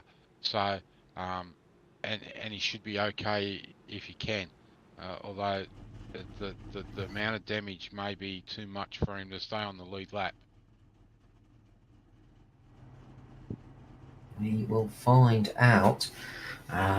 He did have the dreaded meatball flag, but that's been cleared now, so that could be some good news. He should be able to get back out on track, but we will find out very, very shortly as the cars are coming around now towards pit entry, and we'll see if he can manage to get back out before the pace car passes by. So It looks like he might be in for some more lengthy repairs, unfortunately, Yep. No. as he's managing to get it. He's just by the skin of his teeth managed to get that back out on track. It's not pretty, but it is still rolling. Smart move as well. Quite a few people just popping in just for a little extra top up of fuel. Norman Clark, Gary Wellman, Ruben Phelps, and Paul Jackson just coming in just that little lick of extra fuel. And that could be crucial here, because if we run green to the end, they might be able to make it on just one more stop. The rest of the field, they could need to come in just for an extra little splash. So it's going to be tight now. We've got 81 laps remaining. And well, we've not really seen much of green flag running. We've seen them manage to make it to about 41 laps. So they're going to be tantalizingly close to making it to the end from here with just one more stop. But if you mistime it, if you get stuck out on front, you could find yourself needing a little bit of extra fuel and just struggling to make it to the end. Yeah, definitely. Just looking at the Dave Douglas car, that is still not a very pretty car. Got some pretty heavy damage on the nose and down the right-hand side. So don't think he's quite happy with it. You can see him there just wiggling a little bit, testing the steering. So let's hope everything is okay and he can continue the race. But it is not a pretty car, and it'll be handling like a dog at the moment. Yeah, the main thing you got to hope is it's just aero damage and maybe wheel damage. If there's engine damage on there, then that's going to be the thing that really ends the night for Dave Douglas. But we'll see once they get back up to racing speed. If he can hold on to the back of the pack, he might still be within a shout of a good finish tonight. It's going to be Josh Micklemore leading away. He's got Jason Martin on his outside. The two Mitch Motorsport boys are going to be leading us away for this restart on lap 119. 81 remaining here for the Daytona 500, the ANZCAR Daytona 500, and we are back to racing. A nice solid start from everybody. No big leaps from the pack. Exactly what you want on a super speedway. You do not want to be picking up a huge gap from the rest of the cars behind you.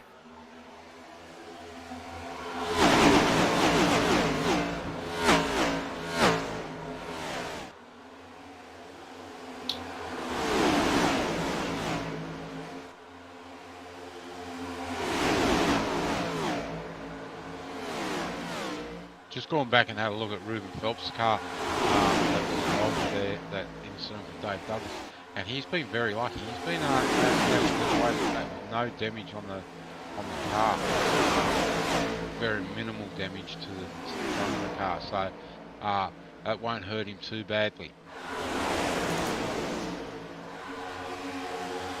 Some good news, a little bit of good news, you've got to say, not too much.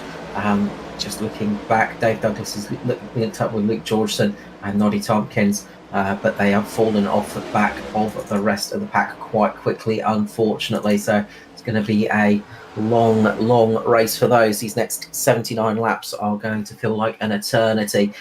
But you can never give up on a super speedway. You never know what's going to happen. All it takes is for the leaders to have a big moment, and we could see 20 odd cars with a lot of damage placed on them. Yeah, well, in the real world truck race the other night, you've seen the big wrecker, and it was only a slight touch like that, and it brought 22 cars into pit lane with heavy damage. Absolutely, a couple of trucks with extra trucks on top of them as well. Of course, remember back with Andrew Dyson a few years back, crossing the line here at Daytona with about one panel left on the car, taking victory in that race. You know, it's not unfounded to have a Daytona race where the least damaged car wins when it is not doing too well itself. You know, you've just got to keep going on in these races because you never know what's going to happen. That's right. I'm going to touch on Scott Leffrow again. He's done so well. Rookie to the series, as I said, and rookie to oval track, and he's just played himself nice and cleanly, and he's currently running up in third place. So good race for him so far. When he first started over in my league, he was involved in a lot of incidents earlier on as he was just learning the craft, and he's been able to come over here and bring the learning stage over here, and he's running nice and cleanly up in second place now. Absolutely. We've got Shane Bowen up in the lead in the Cobalt Racing at entry, and that is always a nice spot to be in the latter stages of a race, up in the lead of the Daytona 500. And sitting up there quite comfortably at the moment. Only the one Cobalt Racing entry tonight. We often see quite a few of their cars out on track, but just the single entry tonight for Shane Bowen, unfortunately. So hopefully we'll see some more of the Cobalt Racing cars on track as the season goes on. We saw a pretty strong turnout in the trucks on Thursday night for that team. Meanwhile, up on the high line, it's Mitch Motorsport with Josh Mickelmore in the lead of that high run. He's got a couple of the SRM boys behind him in Matty Ray and Russell Bracker, Joshua Carroll Walden as well, sitting up on the high line too. So they are chugging along nicely. Just looking at the race information quickly as I just disappeared off my screen, and there we go, it's back again. Two cautions tonight. We have had 20 changes for the lead and 10 different leaders tonight. So working out well so far. Oh, Guio gets caught! Does he save it? He does. Does anybody get caught up in that one? They do. I think Norman Clark got caught in that one, and no caution flag out. Nobody's really made major contact, but it's really broken that pack up. What happened there to Urquio?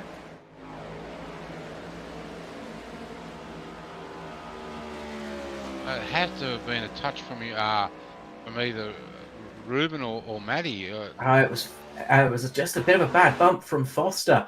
Just got caught, just had a nice big bump, and then just got caught on the wrong part of the car. He just moved down a little bit, and it just offset the car. It just unsettled it a little bit, and around he goes. Great job of everybody avoiding that one. And you just see he's sliding. That's not going to do the tyres any good. Gives the barrier a little bit of a whack on the rear. No major damage, but what's really hurt them is no caution flag. That's broken the pack up a huge amount and really sent a lot of people into no man's land. They could have really done with a caution there just to close everybody up. But as is racing sometimes, it doesn't always fall that way. Gary Wellman and Paul Jackson on the grass to avoid that one. They did well to keep the car pointing in the right direction. Everybody did a good job of keeping the cars moving. But that was a big moment. That could have been an enormous crash. Yeah, it definitely could have been. And unfortunately, you can see there by the cameras just before it went back to the lead pack, Lachlan Urquio out by himself, Norman Clark out by himself. There's about 5 cars at the rear of the field now, all running separate and out by the lonesome. So it's going to be a very long 70 laps or 73 laps. It's always an awkward moment when you have an incident like that and it doesn't bring out the caution, because it really can split the pack up. I go back to thinking of a race with you, Mark, where a similar thing happened, and it was a long race of trying to catch up. Yep. Yep. I just looking there, the view, cameras are the shots that Matt's brought up for us of Dave Douglas's car. Even though that's heavy damage, it's still got some speed in it. So, but unfortunately for these guys here, that includes Matt Danson and Gary Wellman, they dropped way off the pack. So it's going to be a long, hard call for Paul Jackson back there to Luke Georgeson. That pack sort of needs to swap around a little bit, I think, because I think actually it's not looking too bad at the front. I thought he had a little bit of damage at the front, but it's not looking too shabby up there. Dave Douglas pushing away, doing his usual job of sensational pushing, and he is going to be trying to close that gap up, seeing if they can get back onto the main pack. And they've got a shout of it now If all of those cars can work together, they've got an opportunity to close up on the main pack. But it's a little bit of a ragtag bunch at the back of the field. Meanwhile, up at the front, Phil Otto's got back up into the lead, but the two Valve Esports cars are coming up thick and fast. Jamie Curvis and Scott Lefebvre, and they are coming very quickly on the high side. Will they be able to slot down and take the lead of the race? Jamie's going to be thinking about it, but not quite got the pace there. He's managed to get a lap led, but he's not quite got the opportunity to slot himself down in front. Meanwhile, Ben Vickers is having another solid run up there as well, doing a good job up in 4th position and keeping himself up there. That car has got some seriously good pace tonight. The 77 we saw in the Jules having some really good pace in it, and tonight it is doing the same thing. So that could definitely be a car that is a bit of a dark horse in this race. Has got some really good pace in it, and again, just sort of being quiet all race long. Meanwhile, Phil Otto's decided to jump out. He's going to try and slot himself a bit further back as Jamie Curvis takes the lead of the low line with Scott Lefebvre just behind him. Yeah, what for Toyotas that had a problem right through the duels and up to today, Jamie wasn't really sure how those cars were going to react. They've definitely found something in them overnight, and to be up there in 1 and 2. Yeah, they've got the pace in them tonight. They're definitely looking a lot faster here. I mean, it wasn't that they were, they were obviously struggling last night, but still, we saw Jamie having a really solid run up in the top 3 of the Jules. He had a very solid finish, and of course Norman Clark taking victory. But they were just struggling with that top end pace and not quite comfortable, and it looks like they've settled that down. Maybe the weather is just a little bit more suitable to that car now, and it is working absolutely perfectly. Yeah, definitely. Look, I hope they can stay there. It's good to see a new team into the ANZCAR, and as I said earlier, it's a team of 6. Not everyone can make the ANZCAR races, but it's good to see 2 of them out here having a great run, and in the brand you love, Carl. Absolutely. I mean, it's the brand I race in. I've got to represent the Toyotas. Well, I mean, to say Toyota's done a lot of things. All you've got to do is look at Speedway. They've even got motors now into the sprint cars. McFadden is now running a Toyota racing engine. So Toyota's definitely come on leaps and bounds with their V8s.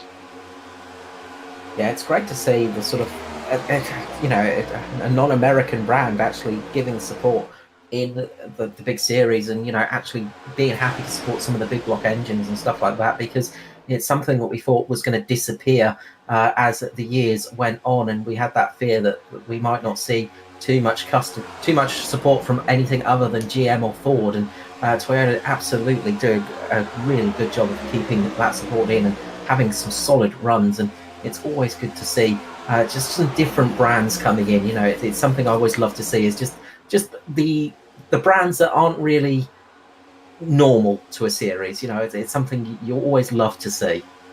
Well, there has been chit chatter over the different places, and apparently NASCAR is even actually talking to Honda, so we may even see a Honda car in the near future. Well, they've got a lot of experience in oval racing, of course, with the IndyCar side of things, and a very, very experienced engine manufacturer in that respect. It would be great to see them coming into NASCAR as well, adding a 4th brand to the series as well. It just adds a little bit more mix, a little bit more spice in a racing series. As you can see on the screen, the gap is closing with Luke Georgeson leading the train. Dave Douglas, Matt Danson, Paul Jackson and Gary Wellman, they are closing the gap, which is good to see. They're down to about 3.8 seconds now, so they're doing a really good job of pushing along and carrying some speed here, and they might well be able to catch up to the rest of this pack, and that will be some good news for the very damaged car of Dave Douglas. Look, Dave Douglas may not end up winning this race, but he will definitely still be able to give a good push, as we can see there with Luke, giving Luke Georgeson a great push. So look at him to still play a part in this race, like in the closing stages. Absolutely. You just got to hope there's not too much damage to the cooling of that car, because that could be disastrous when they come to the big pushing, because it is very easy to overheat these engines for them to go poppity pop on you. It's happened a few times in the past. We've seen it before, somebody giving a monster push and then finding their engine just letting go very quickly. Meanwhile, the two valve cars just moving up a little bit, and that is giving Ben Vickers the chance to get up into the lead now on the low line. And I wonder if Nankervis and Lefebvre are just looking to move back a little bit and just save a little bit of fuel mileage.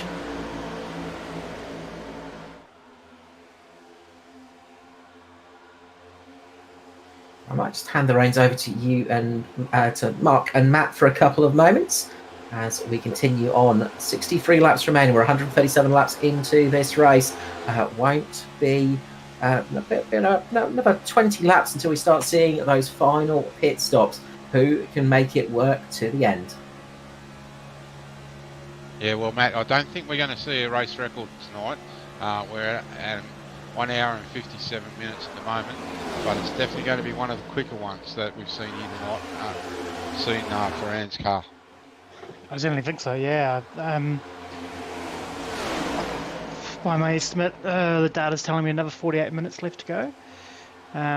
We've also just seen that that Georgeson-led line is now caught up, and they're now in the outside lane. So, yeah, I think Dave Douglas, he's got damage on the front of his car, which is probably going to mean he's not going to be very good out the front, but he's able to get in behind and give a big push. So he could very well be dictating who wins this race. And we see the two VRV Toyotas drop down to the bottom line. We'll wait and see what happens. We're almost 3/4 of the way through, so still another 50 odd laps to really resolve this at the end. And I think probably around 20 laps to go is where we'll really start to see with everyone really taking off the gloves after that last pit stop. Yeah, I think I'm curious as to whether a lot of people are fuel saving at the moment, looking to make the remaining distance with one pit stop. It was right on that window where you could do 40 laps and 40 laps, but if you can extend that first stint to 42 plus laps, then it means you don't have to fuel save quite so much in the second stint. But of course we could see another caution come out, and that could change all that as well with everybody putting in. But, well, we also haven't spoken about overtime either. So no. you really got to make sure you've got enough laps, enough fuel in the car for the laps to remain, and probably an extra 5 laps for overtime. So it's a bit of a guessing thing. As you see, Douglas's blink out there and back though, right at the most inopportune time. Yeah, it could catch a number of people out. They could be fueling for to make it to the distance and running out just after 200 laps, but get a green white checkered, you could be doing 202, 203 laps. See how that plays out. But so now we're going to see how Douglas goes up in front. He's out ahead of that line now.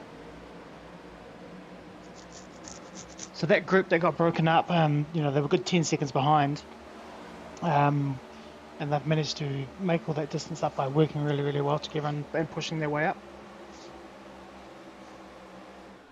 Doesn't look like that car, Douglas, is really hurting out front. I would have thought he would have been dropped back a little bit more closer to the Danson there, but it's definitely got some pace still in the car.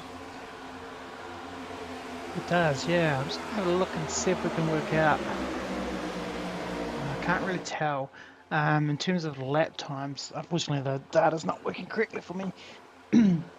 But so the 47-second lap time, that's 2 seconds off the fastest lap time that Douglas has done. He's doing 47.1. His fastest best lap is 45.4. So I think they are all sort of quite happy to run around a couple of seconds off their fastest pace. Just, as I say, saving that fuel and giving them options for this last pit stop. Yeah, I've just refreshed my timing, and everyone from Dave Douglas down to Gary Wellman in 15th is in the 47s. So I definitely think you may be right, Matt. People are saving that fuel.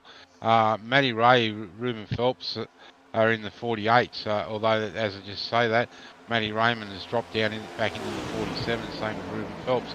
So they are a little bit slower than their best times. So we'll just have to wait and see. But I do think you may be right. These guys may be trying to one more stop it. Yeah, well, they've done 25 laps on the stint. Obviously, there was a few cars like Jackson and Wellman who popped in for a fuel top-up, so they're 1 lap better at 24 laps. If they can stretch it to 45, that would get them to about 163, which would give them a 37 lap run home, so they wouldn't have to be as aggressive on the fuel saving in that 37 laps, but they'd still have to sort of keep an eye on it. I was just looking through the timing quickly as well, and it's good news almost for Norman Clark and Lachlan Oakrio, because they are catching up as these guys are in fuel conservation mode. Obviously, they are running a good couple of seconds slower than they possibly could. That little group is catching up, and they've got Noddy Tompkins with them as well, and they're in about 46.4s at the moment, so they're about a second faster than this lead pack. So they've got a good opportunity here to close the gap. And if these guys keep on fuel conservation driving, then they will be able to close up and possibly get themselves back onto this lead pack. Yeah, what hurts that though is these guys have to go flat out, so they're going to be using more fuel, and it's going to complicate their strategy a bit more compared to the guys at the front who have got the luxury of running in the back and probably only running a quarter to half throttle. I think that's why they've got Noddy up there as a sacrificial lamb almost, as Noddy's a couple of laps down. So Lockie's sort of going, yeah, that's fine, you lead, that's all good. Remember, Norman Clark's another one of those drivers that came in just for a quick top up as well, I think. So he could be just in a good position as well. So we'll see how it goes. Although we're starting to get some movement up the front, as I think everybody's decided, yeah, I'm bored of this now. I want to go fast.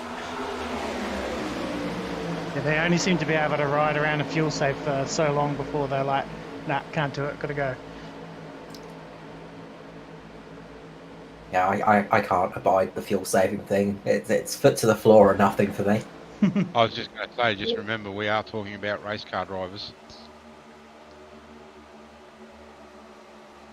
The hard thing I think is if you are fuel saving, because of the amount of laps that were left, about 80 odd laps we fought, you have to fuel save aggressively in both stints. You can't just save aggressively in one stint and then go hard in the second, because they're having to split it evenly down the middle. So I think there'll be a number of drivers who are just like, nah, I'm not going to fuel save, I'm just going to go and hope it works out with precaution.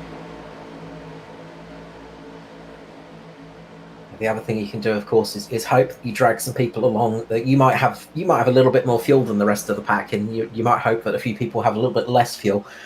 Drag them along a little bit, make them go faster than they want to, and try and cause them to struggle a little bit at the end and need to either do some heavy fuel saving or come in for a quick splash and dash.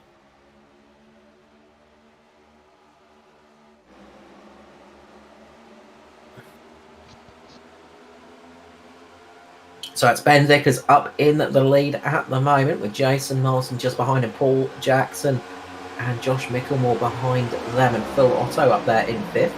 Gary Wellman, Dave Douglas. Dave Douglas doing great with that amount of damage on the front of that car.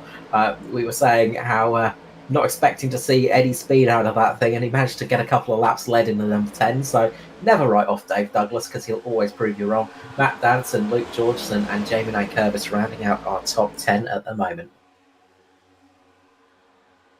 The other person that is impressive is Paul Jackson. He's had quite a bit of time away from the sim, and to come back out, really, this is his first real hit out in 6 months, and to be where he is, it's great news for him too. Absolutely. Might need to tap your mic closer a little bit, Mark. Sorry. But yeah, having a good run out there. I was actually racing with Paul the other night in the Australian NASCAR E Series, and in Cup cars again, actually, and we're having a good run out there. It's always good to see him out on track, but we had an absolutely wicked battle at Fontana.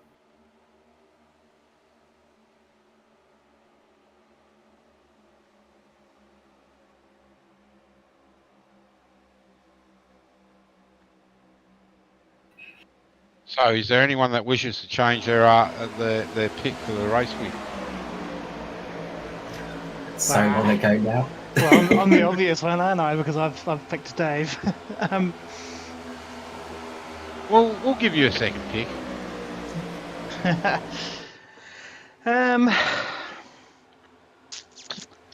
I don't know. Just remember though, mate. As Carl said, you can never count out Dave. You change your pick, he's likely to come up and win. Exactly. Can I have 2 picks? It was like my betting for the winner of the Daytona 500. I couldn't pick one, so I think I picked 3.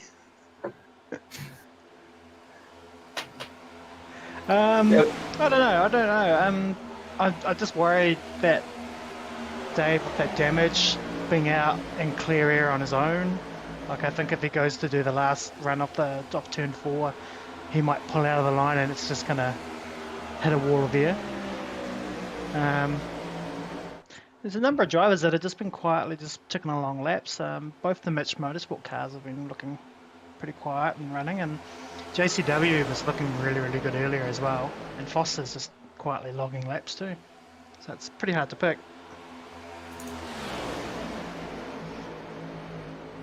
Don't discount Ben Vickers from this race. As you said, he's had a really quick car in the duels, has been up there all night long, and just quietly keeping himself up towards the front. Could be one of those drivers that's just taking time and just being quiet about it, and could pull a bit of a surprise out for this race.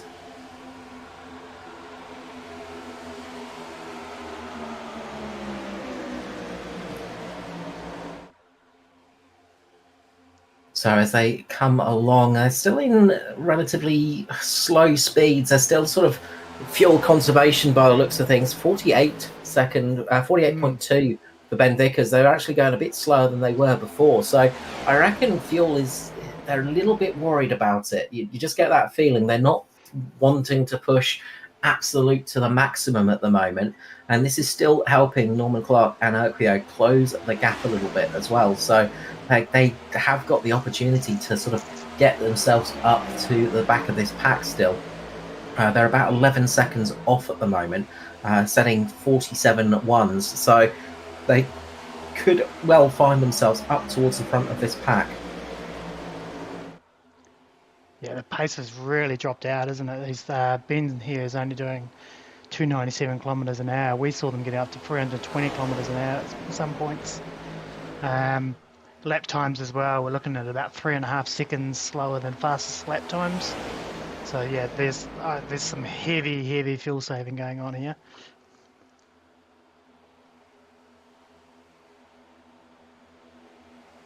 Yeah, who's going to grow impatient first? That's the question. And look at this. Ben Vickers is just being left out on his own at the moment. He is just flying away from the pack because they are just absolutely going at a snail's pace at the moment.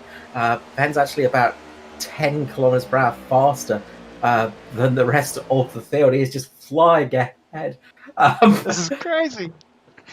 It's just pulling away. There was a 50-second lap time that time for Jason Martin. It's 5 seconds slower lap time than what they're doing, and it's bunching up the field, and this could be interesting.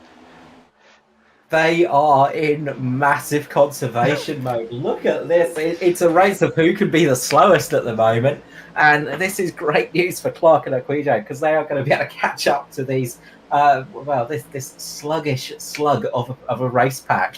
We've seen it before on super speedways where people go into massive conservation modes, but I've not really seen that much of a checkup and look, I want to go as slow as possible. Nobody wants to lead that pack as well. And everybody's just like, no, you go. I don't want to be in front. I say, can someone send a message out to Ben and let him know there's still 45 laps to go? Yeah, I think Ben's just gone, wait, where is everybody? I thought I had a pack of cars behind me. I thought I was racing on a super speedway. I've picked up the pace again a little bit now, back into the 48s, the 49s.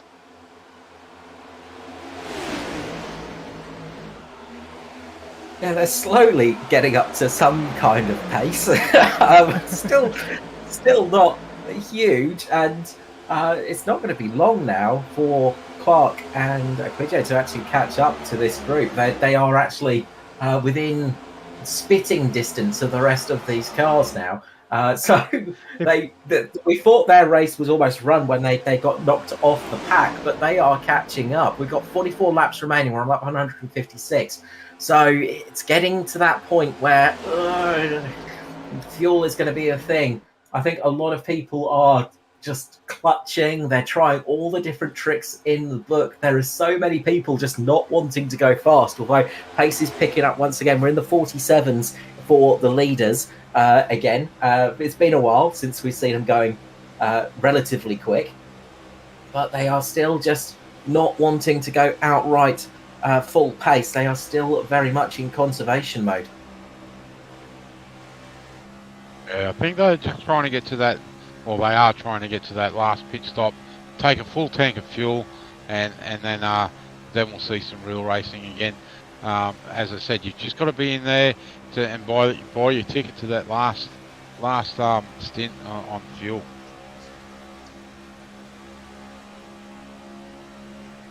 Yeah, it's going to be really, really close with the fuel mileage, I think, and they are desperately trying to extend it as much as possible. Jackson and Wellman have jumped up to the front. Remember, there are a couple of those drivers that came in for an extra stop as well. They got a little bit of extra fuel splashed into the car, so they might be a little bit better than some of the other drivers out there. They've also been sat back in the pack for a long time in this race, so they seem pretty happy to be up front again and trying to get the pace up as well. And I wonder if they're trying to get the pace up because they want people to struggle a little bit here. I also wonder if it was maybe a bit of a game of, no, you lead. I don't want to lead, you lead. So you can punch a hole in the air and I can feel safe behind you. And as no one wanted to lead. It's a rare thing for motorsport, but you do find it on super speedways. Nobody wants to be the leader. No. Well, they do, just not so early. It's the last lap lead. It's not even the last lap sometimes, is it? You sometimes you want just the very, very last moment you want to be leading. We've got some cars coming in to the pit lane. It's Luke George and Brett Campbell. They've pulled in. Not surprising, they were running up front with some of those guys sort of running on their own. They've decided to pull it in now. They've made it about 40 laps, so it's 41 laps remaining. They are tantalizingly close to getting to the end from here, but we're going to see a lot of people needing to come into the lane now, and I think there's going to be a lot of cars running on vapors. Well, again, as I said earlier, when you ducked away, Carl, we've also got to think of overtime. So, you know, if they come out and go hell for leather, we're still going to probably see some of them in if we get an overtime situation. Vickers and Douglas in Urquio as well. So you're seeing some of those guys who needed, who are doing a lot of the leading now, coming into the lane, and this is it. So it should be the last stop from here. But yeah, if they get overtime, Mark, it's really going to throw a cat amongst the pigeons here. Yeah, definitely, especially like, well, as you said, Georges and Campbell, they will definitely have to come back in the pit lane and take a splash. It's almost, you always think it would have been worth actually just going hell for leather and coming in for a quick splash and dash anyway with the speed that they were going in this race. But now everybody's got their foot down and the speeds are coming back because they go, yeah, I can make it to the end now. I'm happy. And they're just going to extend as much as they can now to make sure they've got that little bit of extra gas left in the tank for the finish line.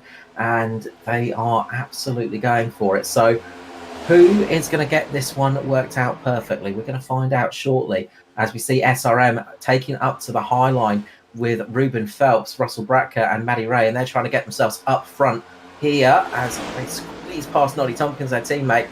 But they're going to want to get onto that low line soon because they're going to need fuel very, very shortly. They don't want to be hung out to dry. No, definitely not. And it looks like Ruben's had to pull down. I wouldn't be surprised to see these guys in pit lane in the next 2 or 3 laps. Yeah, it won't be long until we see those pit stops happening. And who is going to come out where? Is it all going to shake out? Will we see it green to the flag? Find out that and more here on Performance E Streaming. We've still got a lot of racing to go here at Daytona. 162 laps down, 38 remaining here for the 500. Who is going to take that victory? We will find out very, very shortly. Well, you can see it here at the front, just a little bit of gamemanship. Matty Ray's been hung out there to dry by his 2 teammates, and they're in. And Matty Ray is going to have to do another lap. He's been caught out. He's been hung out. But look at this massive group of cars in pit lane. Mitch Motorsports and co are all in. The Valve Esports. 2 Natari cars staying out. So pretty much everybody else in pit lane, Maddie Ray, Edward Foster, and Joshua Carroll-Walden sticking it out here. So they've been doing a nice bit of saving and got themselves in a good position. They've managed to extend a little bit longer. So if we get that overtime, they're going to be a little bit more comfortable to the very end of this race. But where is the rest of the field going to come out? Will this shake things up? Will everybody get out in the right position? We're going to find out as they come into pit lane. They spread across the field, getting down to the speed. JCW just giving a little lock up, but they're all into the lane.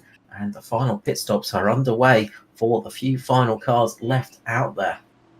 Now, in that first group of cars, Jamie Nankervis in the number 8 Toyota came in and he overshot his pit. So that's going to hurt him.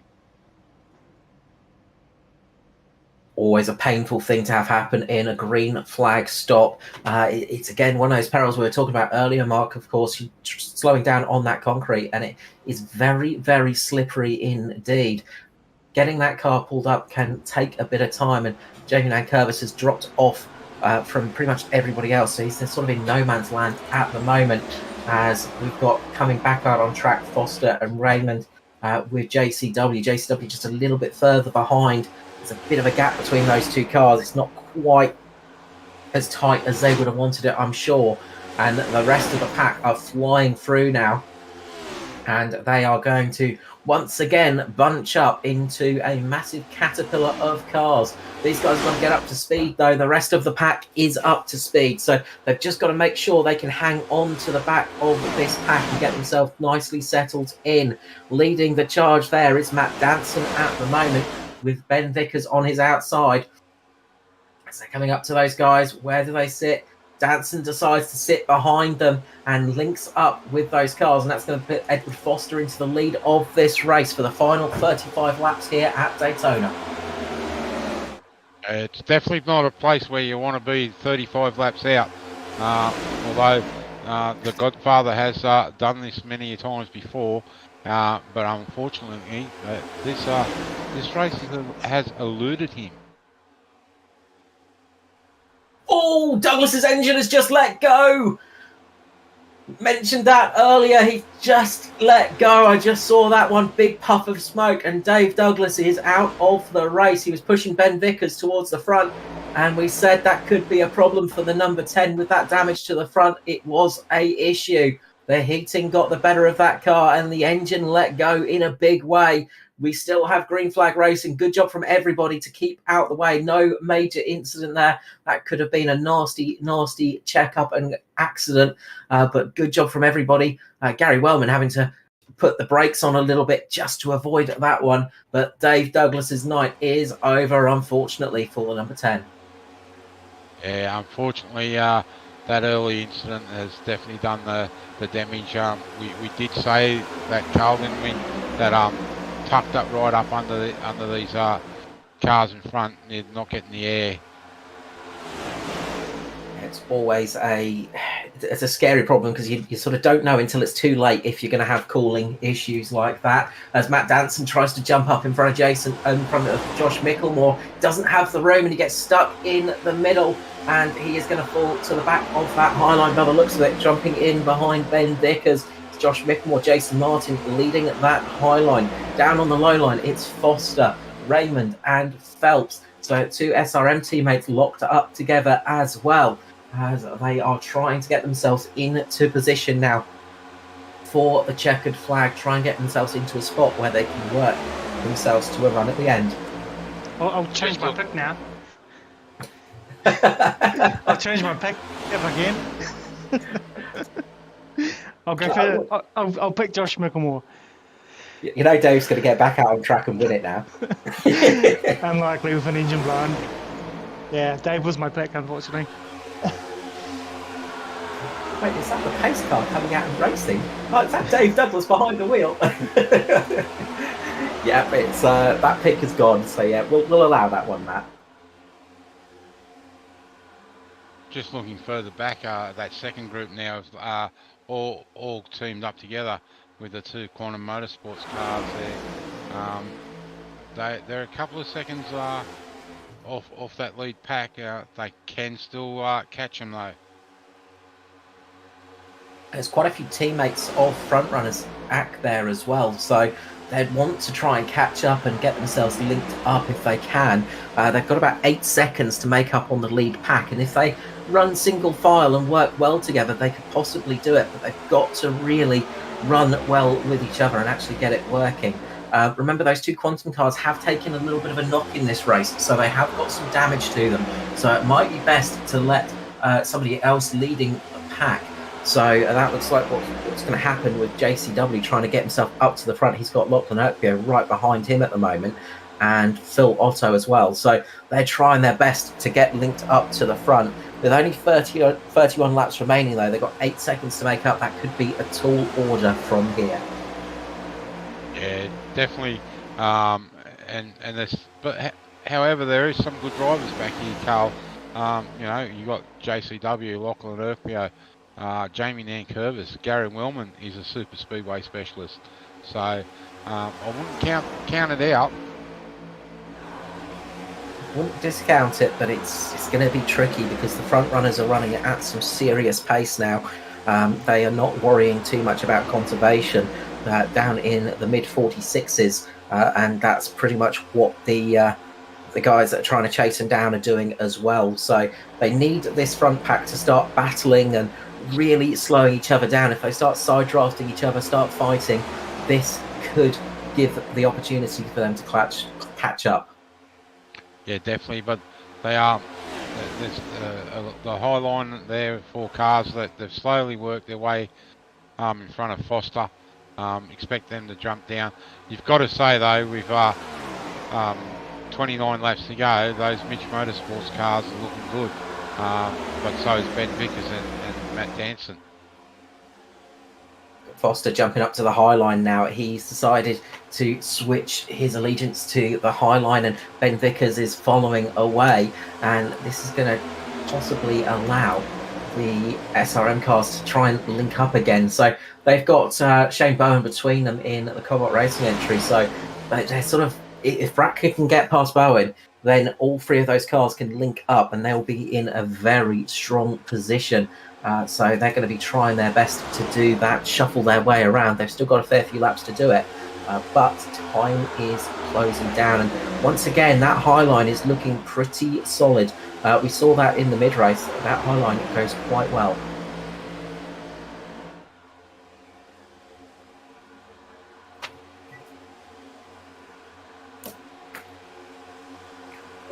Little squeeze up at the top. Matt Danson trying to get ahead of Jason Martin. Martin having absolutely none of it, squeezing him to the wall. And that has just meant Danson's just have to lift off a little bit there. Two old rivals in the ANZCAR series getting it back out on track with each other.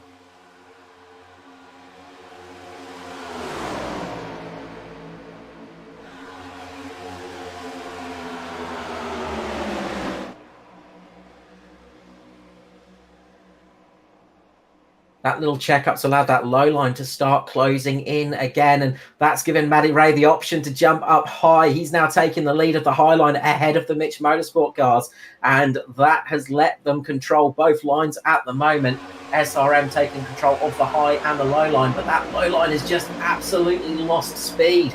It is falling backwards at quite a vast rate of knots, just losing the momentum there, and they need to get that back. They're trying to shuffle those cars into a position where they can all get linked up with each other, but it's not quite working at the moment.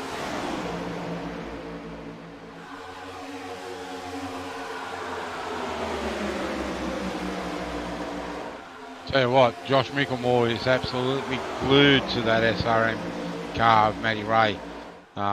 Definitely giving the hurry up.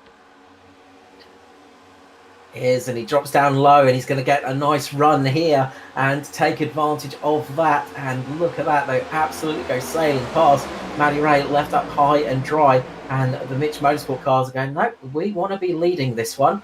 They again slice their way to the front and take the lead of this group of cars. Can SRM link up with each other now? They've got to try and shuffle their way through the pack, get themselves in a good position. On the low line, it's Ben Vickers once again leading for that low line charge, and that car is looking very decent tonight. As I said, do not discount the 77 of Ben Vickers. He is having a solid run, and that car is looking very strong indeed.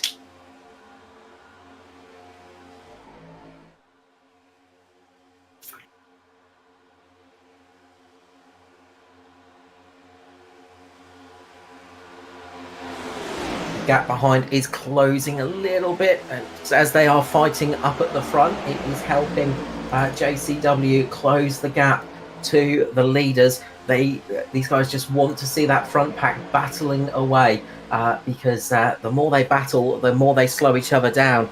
They do not want to see them running single file and trying to set some fast laps. They want to close in on this gap, try and get themselves into the fight. If they can, there are quite a few teammates in that group that could help the guys up the front, or possibly get themselves into a position to take the victory as well. Yeah, definitely. Teammates back there. We got Ed Foster's teammate down there in JCW. We've got one of the SRM boys down there. We've got basically two of the VRV Sports in Norman Clark and Jamie Nankervis, who overshot his pit in that last stop. Gary Wellman down there. He will align himself with whoever and definitely try and push whoever to the front for the win.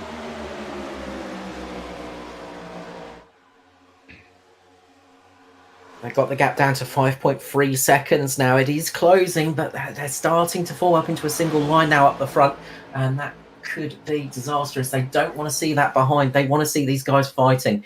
They are desperate to see them battling and just slowing each other down. They just need them to start side drafting each other and start fighting for this next 20 or so laps, so they can close the gap and get themselves into the fight for the victory for the 500. So, Carl, out of this front group, we know we've got the Mitch boys. I would say if Matty Ray has got a chance of a win, he'll push Ed Foster. Where do you see Matt Danson's alliances lay? Because we've got Russell Bratka behind Matt Danson there. Ruben Phelps is also there. So we've got three of the SRM boys up here. Where do you think the alliances will come for the race win? I think Matt Danson is going to be going for the win himself. I don't think he's going to be interested in second place. He wants to come back with a splash today and come back with a victory. So I can see him trying to get that victory and not being too useful to the car in front, but trying to get that slingshot. You've still got two SRM cars up there, and Ruben Phelps and Russell Bratka with Matty Ray, of course, so 3 cars in total. So they've got a really strong position in this final run. If they can keep themselves linked up, they could be in with a great shout here at the end. Don't forget Paul Jackson. He had some good running with Matt Danson in the duels, and if he can link himself up with Danson, he might be able to help him get to the front as well. So there are a few drivers that are in some good positions, but you can see now on screen that gap is closing. It's 4.2 seconds, and JCW is in such a close distance now. You can almost smell the draft. You can see it coming off the back of those cars, and it is going to be, with 21 laps to go, they should just about make it. And if they make it to the back of this pack, that's going to change things up a huge amount, because it gives so many more teammates so many more options. Oh well, I'm predicting like Thursday night, a 4 wide across the finish line, I'd say. It's 5 wide, wasn't it? It was 4 or 5, or wasn't? Can't remember. Yeah. All I know is we were both screaming down the mics. 4 wide with 1 below the yellow line, I think. It was pretty chaotic. And I would not discount that, because it is Daytona and everybody wants to get that trophy. It is such a big win, getting a 500 win. It is a long, hard, arduous race, and there's a lot of preparation that goes into this, as well, as we say, setups, things like that, people getting ready for the race. There is so much people have got to do, and it's such a long race to get through as well. If you can get to the end, you've done a good job. But if you can win it, then, well, you've got to take that opportunity, because it is not every year that you get that chance. You may only get one opportunity to take victory at the 500, and you've got to take that when you have that opportunity. Yeah, well, I was up at 5 o'clock this morning. I logged on to do some personal stuff with my league, and I can tell you what, a lot of these boys were online at 5 a.m. doing practice. Yeah, they do take it seriously.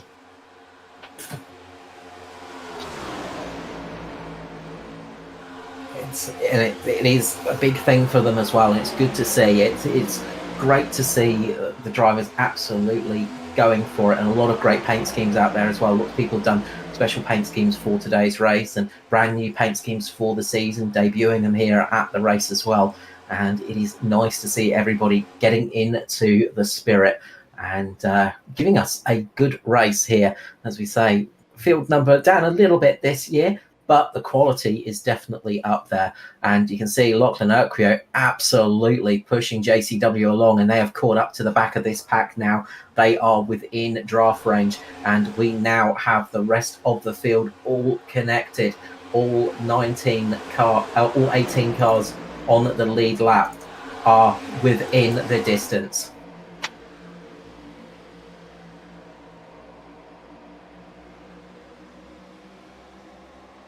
Linking up now, and this is on now. 17 laps remaining, and, well, the reinforcements have arrived. I'm scared. I'm very, very scared. And you're sat up here in the booth, mate. It is that time where it can all go very wrong, and it is heartbreaking to have the race finish when you are so close to the end, as Matt Danson's going 3 wide, and there's the wreck! There is the wreck in the background, and JCW is the wrong direction. And that is heartbreak for JCW after all that work getting back to the pack. He is facing the wrong direction, and the caution flag is flying. So the big question is do we see anyone down pit lane just to top off with a little bit of fuel?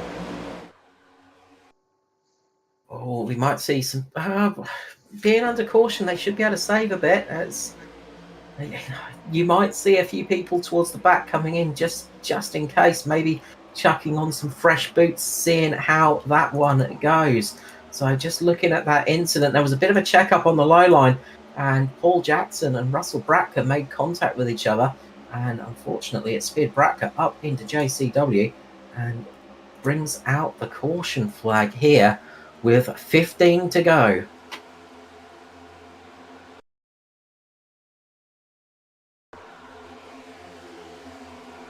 So let's see what happened. There was Matt Danson went free wide. Matty Ray just had to lift off a little bit. He just got unsettled, and that caused a check up behind. And that caused a big old accident behind. And unfortunate for JCW, after all that hard work getting himself back to the pack, he gets turned around. No fault of his own there. Just a unfortunate passenger gets spun around, and that is that. You can see there, if Paul had been out of, look, no fault of Paul's, he's got into the back of Bradker, and that's turned Bradker up track. If Paul had been able to just touch him square, I think we would have been able to get away with that one. But I tell you what, Lachlan Urquhart, very lucky to avoid that. Yeah, that was a bit of a three-car sandwich there, wasn't it? Yeah. They just all compressed up on the bottom, and then Jackson came along, and not much you can do there, really. Kind of more of a racing incident. Yeah, definitely a racing incident, Matt. You know, Paul had nowhere to go, and unfortunately, Bradker just moved down just ever so slightly, and that put Paul into the right rear quarter of Bradker. And that, again, you can see what happened. The results are that he's up in the JCW. Could certainly feel the energy once that second pack got into the front pack. You could see the energy go up. You knew it was, something was going to happen from then on.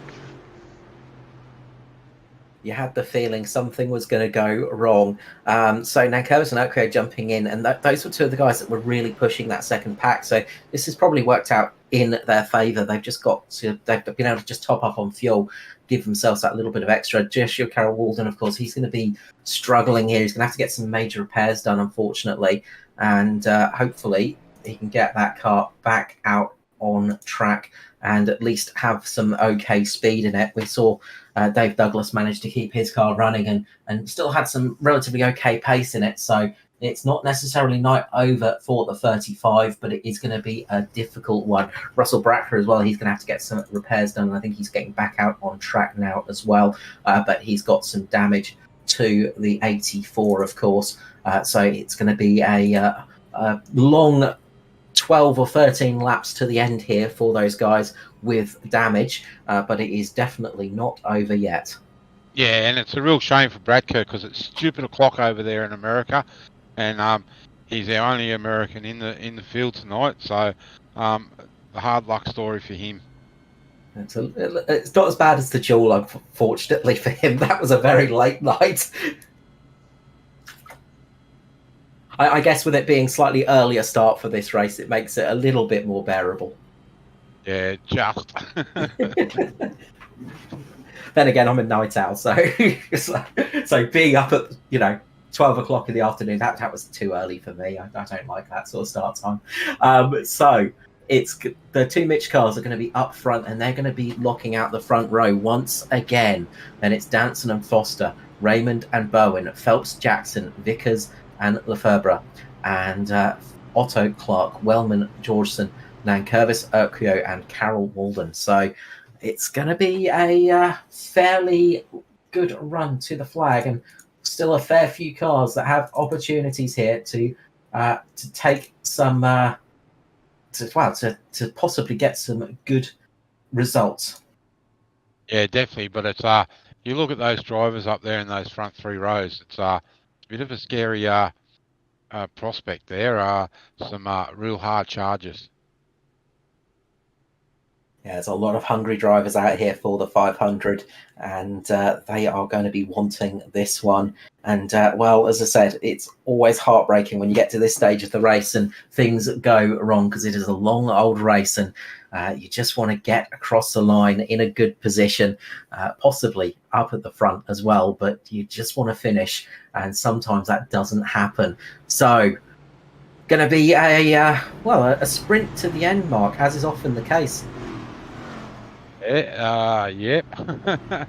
I would even say I don't think we've seen the last of the caution flag.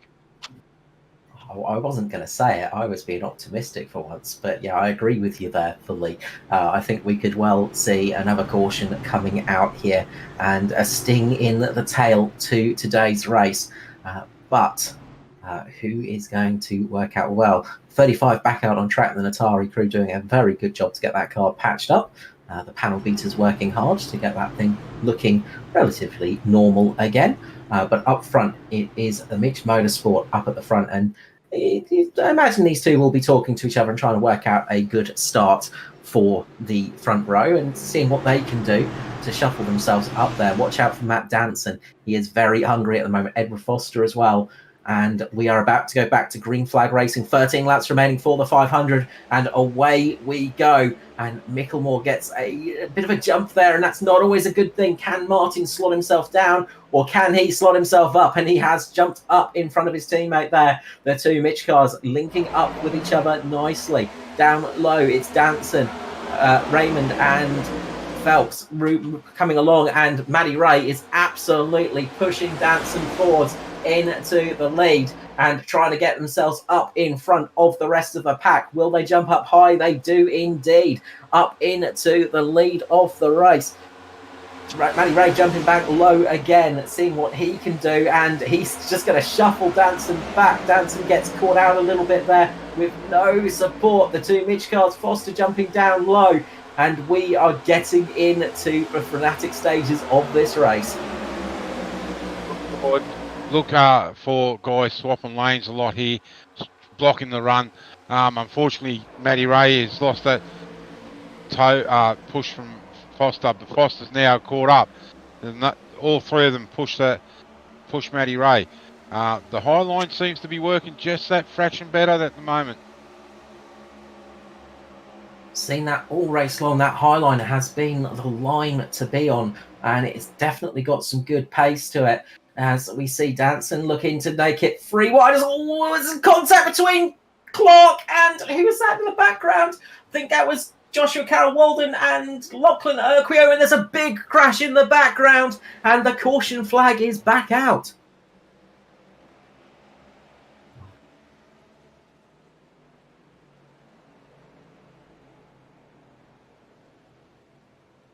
I think that was just a little bit tail happy there.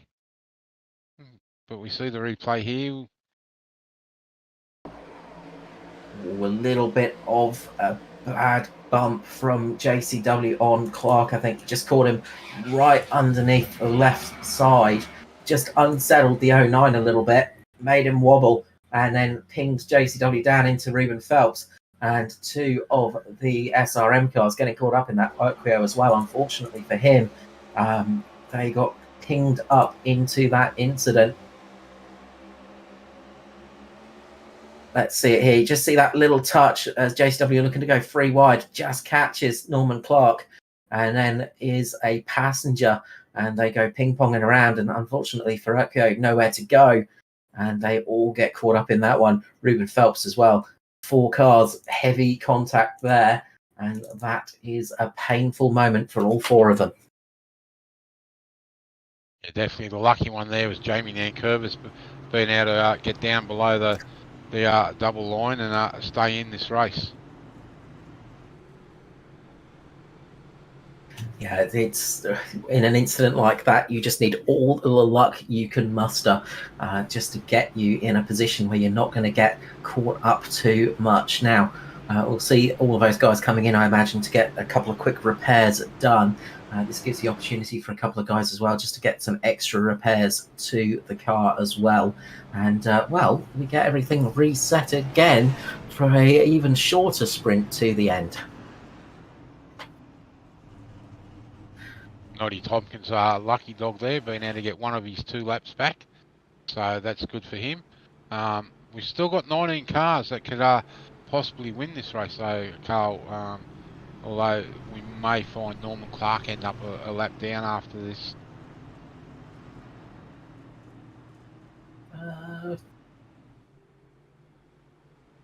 Let's see. I'm not sure if he came in the pit lane then. No, he stayed out on track, I think. So I think Norman Clark got relatively unscathed. So he sort of managed to get away with that one without too much damage. He sort of got, I think he got quite a lot of side damage, but nothing on the wheels or the engine or anything like that. No, just looking at his car now, the nose is pretty clean. It's all down the side. So lucky for Norman.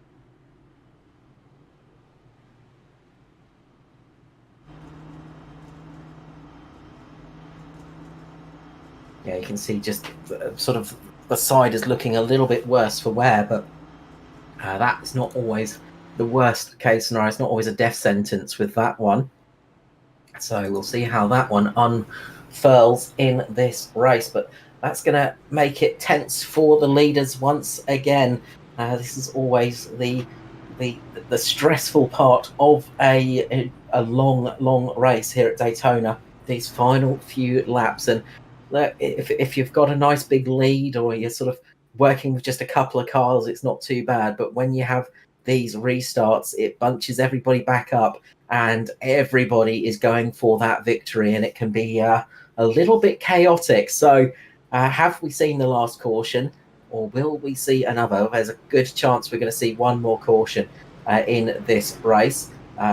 So we'll see how that one unfolds. Up at the front, it's going to be Josh Micklemore leading away from Matt Danson this time round.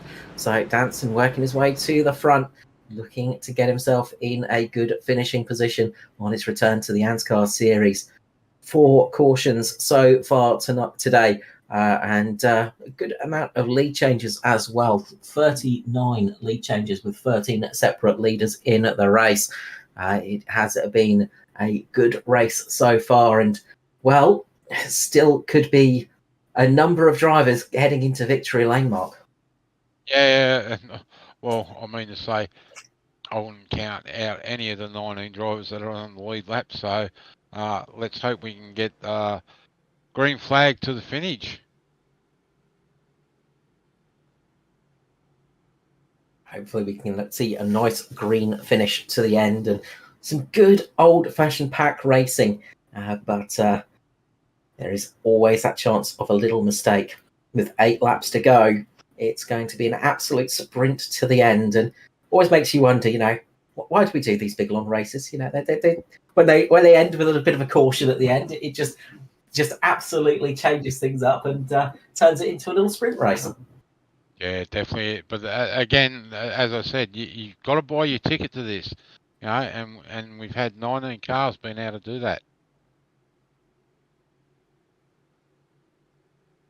Yeah, it's been a good race for a lot of people. Not too much attrition, which is always nice to see.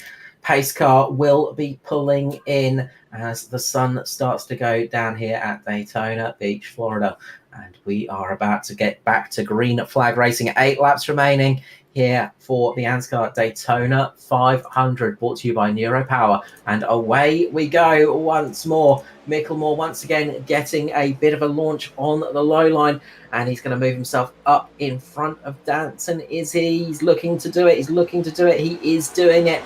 Will we see Danson trying to get himself up into the lead early? Shane Bowen getting a good start as well. He's sort of caught in the middle though. He's in no man's land at the moment. He's stuck in the middle with nowhere to go, and that's going to give Matty Ray the opportunity to go down the inside as he gets a good run there with Lefebvre and Curvis just behind him. So we are getting there very quickly.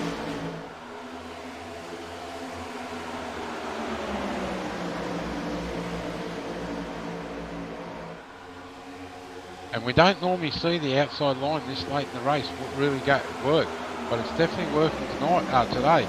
So it's going to be interesting to see if that inside line of Matty Ray and the 2 Valve cars can push up and join up. Further back, we're going to have a wreck. Contact at the back, and the caution flag is flying, and Ruben Phelps, Norman Clark involved in that one, and I think Shane Bowen as well caught up in that incident. What happened there? What caused that incident? I think Luke Georgeson just touched the back of Norman Clark, and they've seen Norman go around.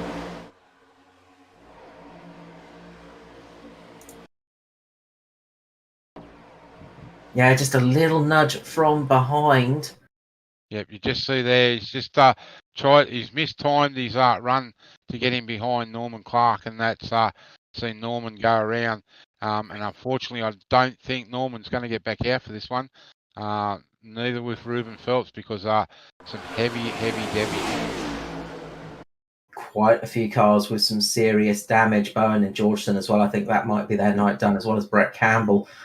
So that is a lot of cars that are going to be pretty much done. Unfortunately, Russell Bratka, he is out of the race. He just got pinged with incident points after that incident as well. So that's his night over and done. Big shame for Russell Bratka, who was having a solid run up until it was not going well. And that has brought us under caution again. And, well, it's going to be even less laps to the flag now.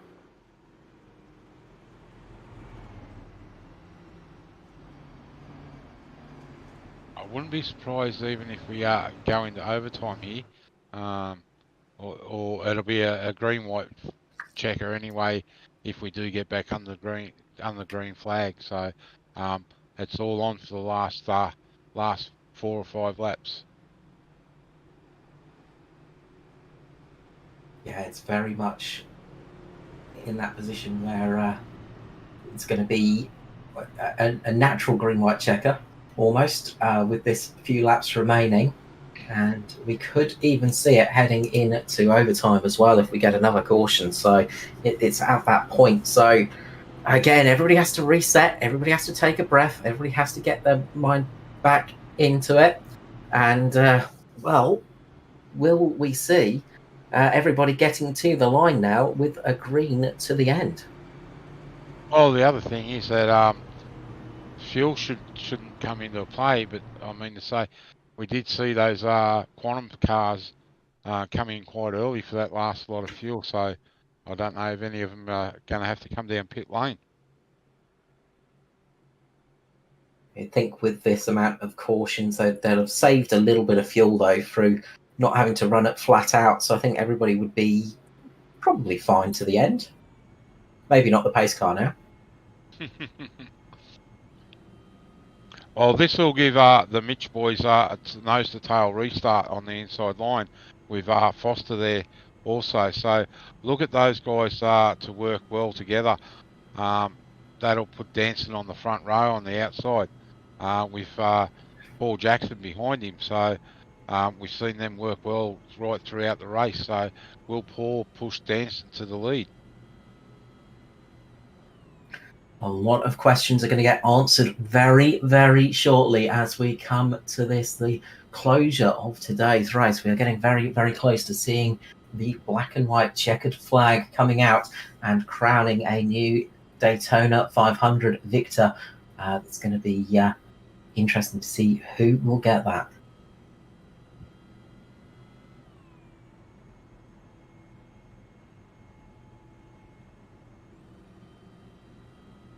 You've got to say, there's still quite a lot of people with a very strong chance of winning, and there's still a lot of fast cars up at the front, and they are very, very clean as well. Yeah, I mean to say, look, you got the Mitch boys, Matt Danson, Paul Jackson. He's a hard charger. Ed Foster, he'll be looking to get his Daytona 500 win. Matty Ray, we've seen him get some good victories in the past. Phil Otto, even though he's not been up there all race, he's definitely up there with a chance. Jamie Nankervis in that Toyota. They've definitely, as we said, they've definitely found them together, and they are linked up together on that high line. So just watch for those guys to come forward. JCW is still out there. Lachlan Urquio is still out there. So there's probably 10 guys in this race that can still have a real chance of winning. Yeah, and, Dave Douglas is out there. I was about to say Matt might want to change his prediction back because the number 10 has been resurrected somehow. They've performed some chiromancy on it and got it back out on track. So don't discount Dave. He might be 30 laps down, but you never know. We could still have 31 cautions and he'd get the wave around. We could have 30. We could have a fair few cars getting disqualified. We could have 20 cars disqualified, and that could see Dave Douglas taking victory. There's all these things that could possibly happen. Oh, please, don't let Dave win. We'll never hear the end of it. So, back to green flag for the last time, hopefully. 4 laps to go. 3 laps to go as we cross the strike line. Look at Danson. He is absolutely chomping at the bit as well. Revving that car, just absolutely getting ready to run with it. Who is going to get there? We are going to find out very, very shortly. Pace car peels in. Micklemore up front. Martin just behind him. It's Danson and Jackson up on the high line. And Micklemore gets away nicely and moves himself straight up to the high line, right in front of Danson. So that is what the Mitch boys have decided to do here.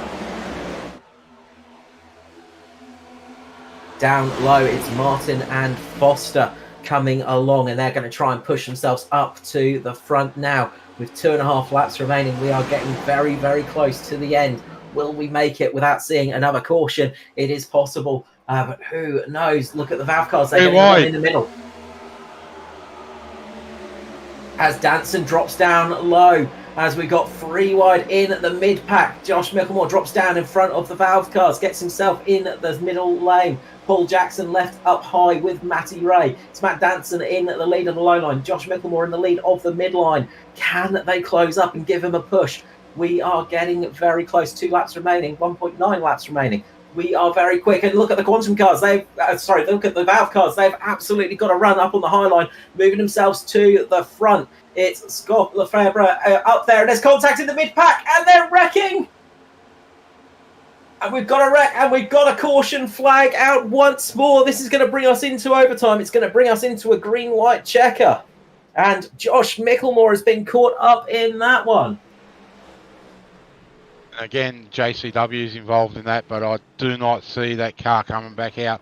The way that was tapping on the wall, I'd say his right front is damaged heavily. It had to be done. The VRV Sports guys really had a great run there. Looks like Micklemore's just drifted up in to JCW there, and it just made contact. Paul Jackson gets sent down. Norman Clark's battered car somehow is continuing on, but there are a fair few casualties in that one. Paul Jackson, Joshua Carroll-Walden really caught up in that one. Did Maddie Ray get through? Ooh, he's trying to avoid. He gets caught there as well. He gets just a little nudge on Paul Jackson, and Maddie Ray just about squeezes through without too much damage. Dave Douglas and Gary Wellman getting very close to each other as well.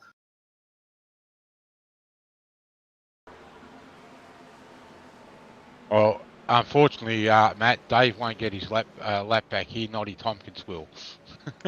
Yeah, that's my second pick gone as well. Who else do we not want to win the race? And I'll pick them. Who else wants the curse of Matt on Yeah. Who do we not want to win the race? Because, if I pick you, you seem to have a bad night. Well, do the drivers a favour and not pick anyone from here on in. Yeah. I'm pleading the 5th.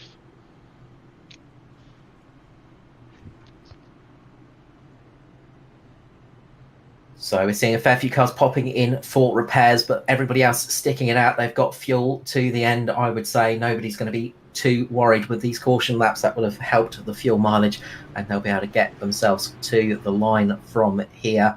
But a lot of cars needing to come in for some major repairs, unfortunately. And I think Dave Douglas actually got his lap back. He was the lucky dog. So Okay, I thought Noddy Tompkins would have been. I think Noddy had to pop in the lane to get some repairs. So Dave Douglas got a lap back. So sadly it's a green white checker, so not going to be much more chances from here.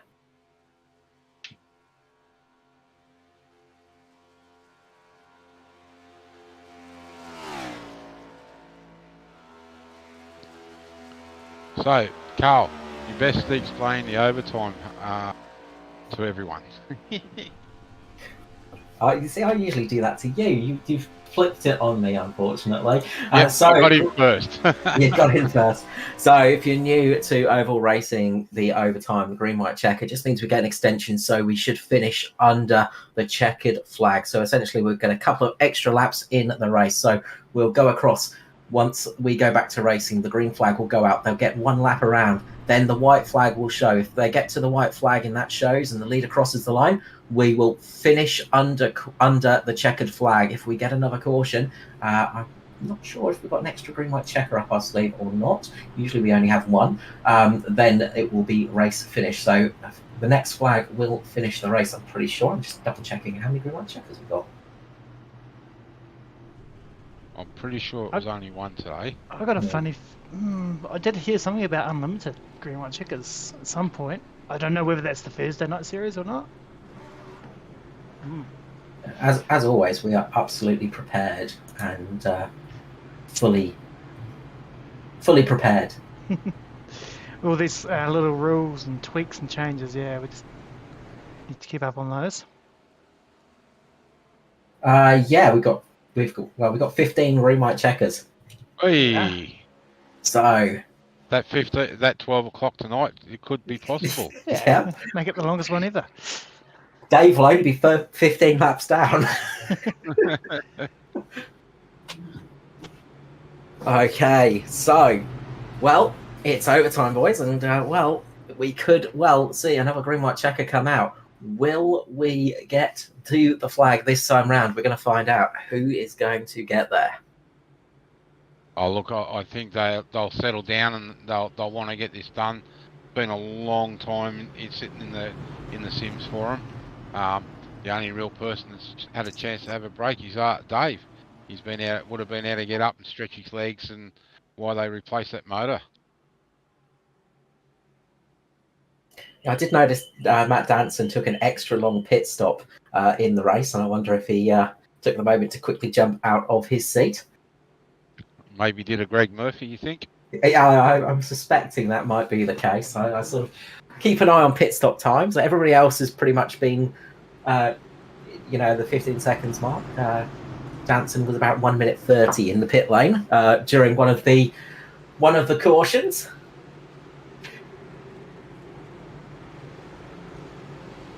So, pace car lights are out, and we are going to be going back to racing. Green white checker is here. Overtime. Will we get to the checkered flag, or will we see another green white checker come out? We're going to find out very, very shortly. It is the ANZCAR Daytona 500, and it's going to be Matt Danson leading away. Jason Martin on his outside. Pace car pulls in. We're about to go back to green flag racing, and away they go.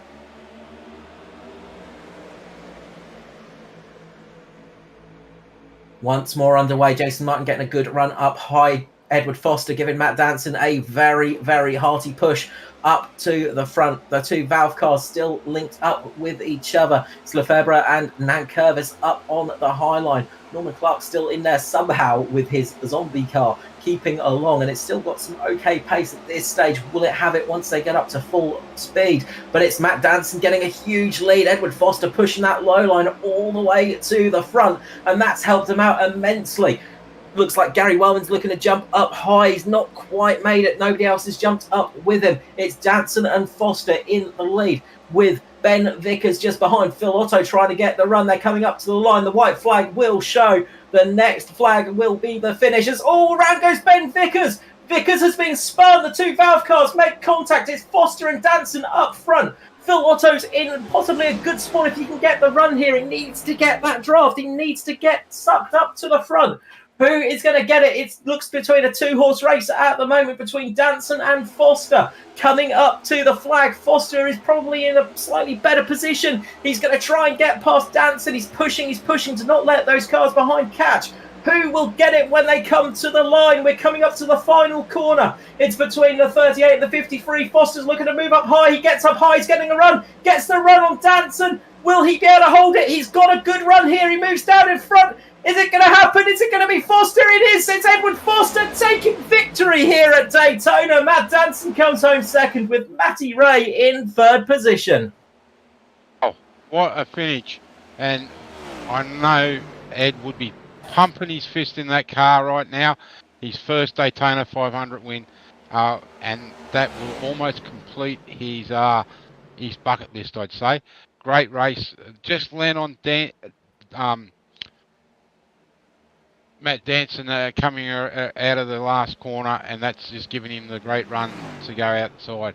I do think Matty Ray got third place. I'm just waiting for my timing to update. Yes, Matty Ray home third, and Gary Wellman fourth, and Phil Otto fifth. What a great way to finish this race, Carl. Absolutely timed to perfection on that final corner. And I remember last night we were talking to Ed about that exact move, and he had time to think about it after watching the duels with us, and he absolutely timed it to perfection, getting that move done on Danson. And you never want to be leading on that final lap. And once again, it shows Foster taking victory and his first 500 win at Daytona. He is going to be delighted, I am sure. Well, I'm 1 for 3. I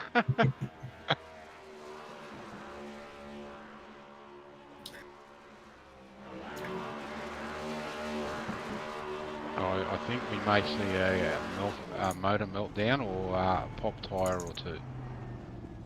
Nope. Wow. A lot of drama there at the end. Let's run through the finishing order. It's Edward Foster for Natari coming back in style, taking the victory. Matt Danson on his return, getting P2 here tonight, with Matty Ray in third for SRM. And Gary Wellman comes home fourth, with Phil Otto in fifth. Jason Martin comes home sixth. It's Lachlan Urquio recovering up to seventh. Josh Micklemore in eighth position. Ninth for Norman Clark, and 10th for Ruben Phelps. Paul Jackson comes home in 11th position, with Ben Vickers 12th, 13th for Jamie Nankervis, Scott Lefebvre in 14th, Noddy Tompkins 15th, Joshua Carroll Walden in 16th, with Luke Georgeson in 17th, Shane Bowen 7th. It's Shane Bowen in 18th position, Russell Bracker 19th, and 20th for Brett Campbell. Dave Douglas in 21st, with Steve Hoppett and Brent Hobbs out earlier in the race, unfortunately.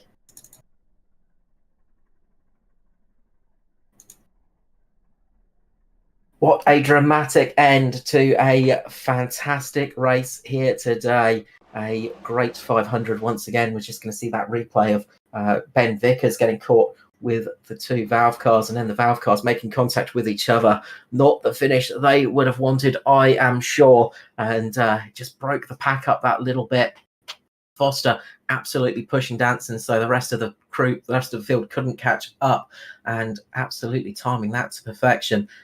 Well, Valve Cars did a very good job of getting the cars back on track. At least they managed to not get caught up with the inner walls here at Daytona.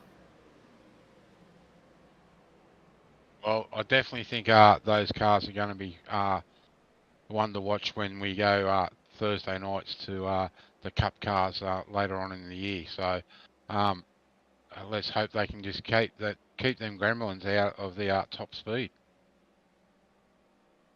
Very much so. Getting that sorted was key for today's race for sure.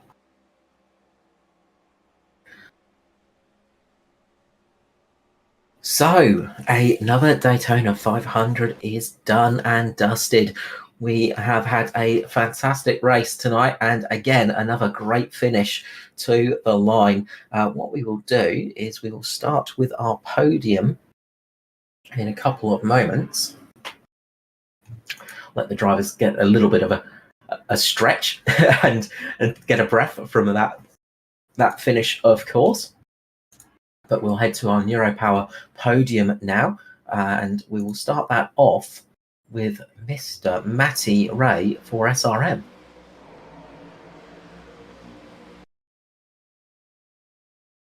Mr. Matty Ray, welcome back to the booth, mate. Congratulations on P3 here at Daytona for the 500. Cheers, Carl. Yeah, P3 is not a bad thing, eh? Not bad at all. I said we would speak to you again. It wouldn't be too long. You called it, yeah. Absolutely a great finish for you after a bit of a tough race at the end. It was, yeah. I reckon, we felt like we had some good cars, which sort of is good for one thing, but looks like no one's going to want to be your friend sort of thing. So that side of it made hard. But no, we did really well today, I think. So it's a good show. Absolutely. I mean, you've got three cars inside the top 10. Always a nice finish at Daytona. If you can get 3 cars home in the top 10, it's not been a bad day. And getting up on the podium as well, always a good feeling. It is, yeah. And like you say, yeah, 3 cars in the 10 for a race like this, it's half attrition. So yeah, it's a good day for us. Yeah, very good. It's best. I think it's, best result hands down for me in a 500. So yeah, very happy with that. Always good to hear. We like it when you're happy. It always makes us happy as well. Carl looked, as you said, Carl looked very solid, and you said it was handling well all race long, and looked like you had some good pace out there as well. Oh yeah, man. Thing was a bullet. It was good. Yeah. We didn't really change too much from the duels yesterday. Just sort of stuck to the game plan there, and yeah, it was fast. Like, it was a few times throughout the race I tried a couple of things, and other cars out there just wouldn't work with. But when us guys lined up together on the same similar sort of sets, man, the thing was a rocket ship. Yeah, it just took off. So I was really happy with that. I want to be going into the save file. Absolutely. Well deserved save file. Look, congratulations again, Mr. Matty Ray. Well done on 3rd place here tonight. Before I let you go, love the shout out sponsors. People, go for it. Yeah, the usual list. Raymond P. Moondoggy Signs, Graphics, or Moondog since 1956, I think he's officially called. He's like the most awesome hand brush pinstripe and sort of bloke you can ever come across. So if you ever need anything like that, he is the man in Adelaide.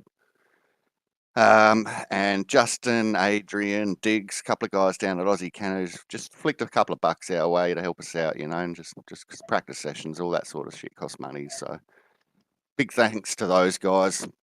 And once again, they sell T-shirts, merchandise, sort of information on their sites and stuff like that. They're very, very, very good down-to-earth people. And then we've also got Alopecia Foundation, Tourette Syndrome, and of course ANZCAR, Performance Extreme, and you blokes, you guys go to a big ton of work every week in, week out, really, all year long, and you don't get the credit anywhere near what you deserve. So thanks to you guys in particular for putting this stuff on. And I just got one more little shout out to my 2 housemates, Chrissy and Lockie, because I'm always on the rig screaming down microphones, and they put up with a lot of my shit. So those 2 are probably the 2 biggest angels in my life at the minute. So thanks to everyone, and the other boys, I can't hand it enough to Eddie and Dance, and if I didn't have the fastest car, it would have been them 2, I reckon. So credit due. And yeah, it was a good day, boys. Thank you. Awesome stuff. Thank you very much, Mr. Matty Ray. Always welcome back here in the booth with compliments like that, mate. Cheers, mate. And you too, Carl. Love you. See you again soon, mate. See you, buddy. Matty Ray there for SRM, taking the victory here tonight. Next up for Altus even. There we go. I'll say it right. There we go. Next up for Altus, returning to the booth after, a long hiatus. Hopefully we've got him with us. It's Mr. Matt Danson. Matt, welcome back to the booth, and congratulations on P2 here at Daytona. Yeah, thank you, Carl. Wasn't the fairy tale finish, but P2, we'll take that. Absolutely. I mean, podium return, 2nd place. It was tricky there at the end. We saw a big checkup behind, and you were sort of left out in front. Not the ideal position to be on the last lap. No, not at all. As soon as I saw that behind us and realised that it was just, for the most part, just myself and Ed, I knew the other guys were, sort of only half a second or more back, but they were kind of jostling around as well. So, it was kind of just the 2 of us on an island, and I know that he's smart enough to know what to do there. So I was just trying to do everything I could to. I could tell he was trying to back off me, and so I was trying to do everything I could to make sure that he couldn't get off me, and probably almost. I wonder if I did myself in a little bit with that. Maybe, I don't know, but you kind of damned if you do, damned if you don't with a lot of that sort of stuff. But then just coming through 3 and 4, Ed made a great move. I was somewhat confident. I won't say reasonably, that's too much, but somewhat confident I could side draft him back. But he did the epic side draft that sort of got me loose, which just basically guaranteed that I had no momentum. So it was a perfect execution. And he was able to clear me. Like as soon as he cleared me, I knew it was done. So epic finish from Ed, and I was just happy not to do anything dumb and just get a good result. Absolutely, it's great to see you back in the series, mate, and I'm sure we'll be getting you back up here in the booth a few times when we see you out racing. It's good to have you back. Good to have you back up in the top 2 as well, and I'm sure it won't be long until we see you back in victory lane. Yeah, thank you. I need to check where my record stands with the total ANZCAR wins. I might need to top some up, but 'cause I think a few Ed's obviously won 1 million races, and I think Andrew as well. I saw him win a lot, so there's probably some new people with those crowns. But no, it was really fun. It was good racing with Dave as well. I feel like if he hadn't got caught with some sort of unlucky things happening, he would have been right up there, potentially taking the win himself. So he put on a really good show, I feel. And a few other boys, made a really good account of themselves. It was lots of fun. I was a bit worried based on the duel that we'd just be sitting there in a line the whole race, but everyone was really having a good go of it. So it was sick. Great stuff. Well done indeed. Before I let you go, though, the usual thing of love, shout out to people, sponsors. Go for it, mate. You've absolutely earned it today. Yeah, thanks, buddy. So obviously VRS, Virtual Racing School. Couldn't have done it without that and the Altus Engineering Pack.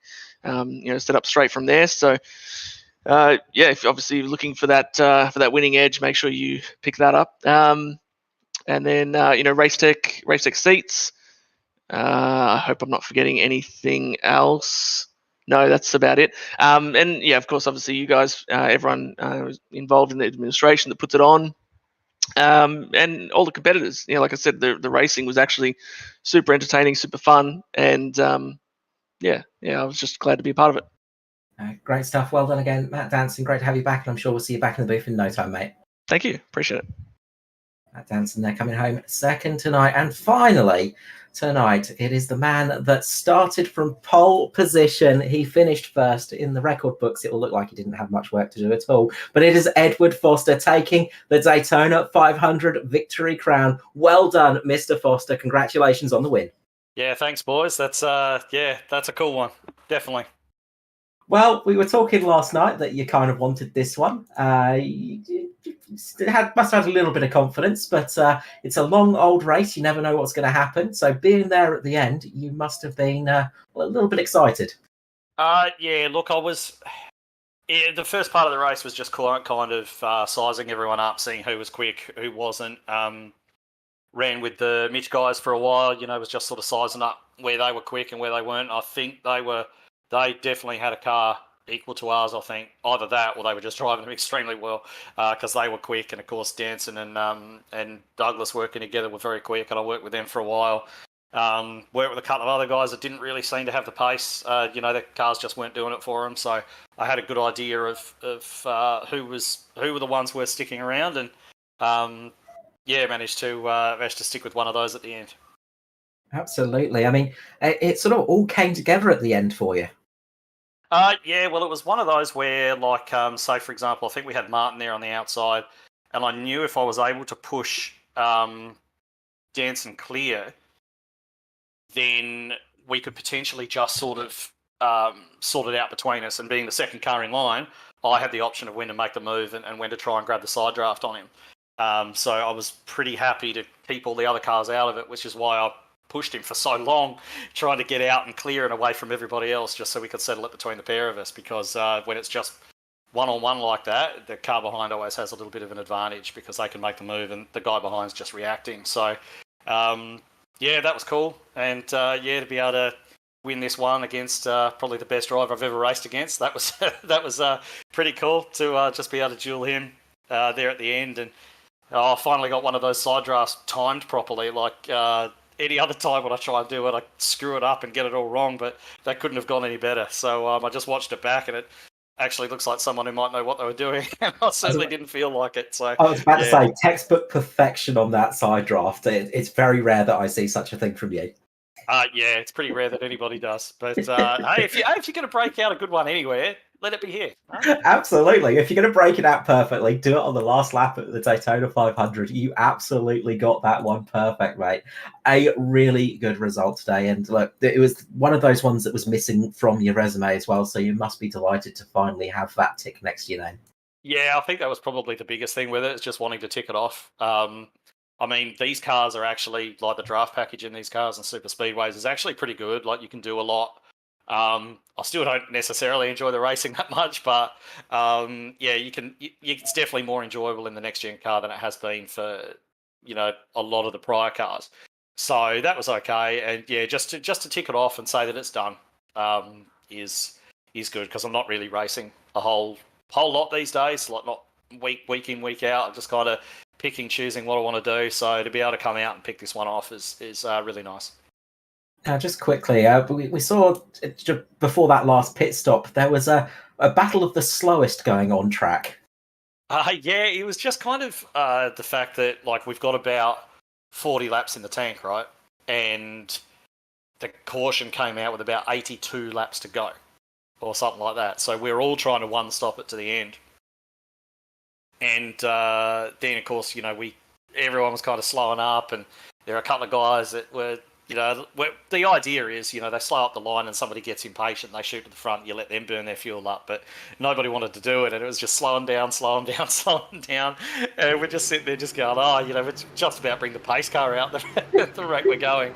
But, yeah, and then we actually short-filled it a little bit on that last green flag stop, just to make sure that we're able to come out with everybody, and was leading there for a while, and then I'd taken a look at the fuel. I'm like, oh no, we're not going to make it, which is why I slotted back in behind the Mitch boys there and tried to save a little bit for a while. And yeah, actually, even with the green white checker, still had a good amount in the tank come the end. So yeah, but it was one of those things that you kind of notice sort of halfway through. It's like, oh no, I haven't got enough fuel, got to go back and save. So yeah, it's all right.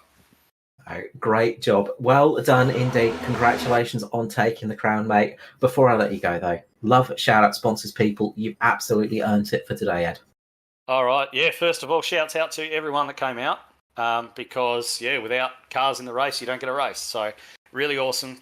These races are always so good. You see some of the super speedway racing that goes on, in officials and that kind of thing, and it can be pretty ordinary. So to be able to race against these guys, like everybody out there did a great job today. Like there was only a handful of cautions. And yeah, shouts out especially to Matt Danson for running me clean at the end there, because he could have been a lot nastier to me there, let me tell you. Like he could have easily just hooked up and turned me, and he didn't do it. So yeah, props to him, and welcome back. And obviously JCW had a unfortunate ending, but he was kind of there or thereabouts, and it was a big help all the way through. And also got to thank Toby Stant for the work that he did on the car. He did the majority of it.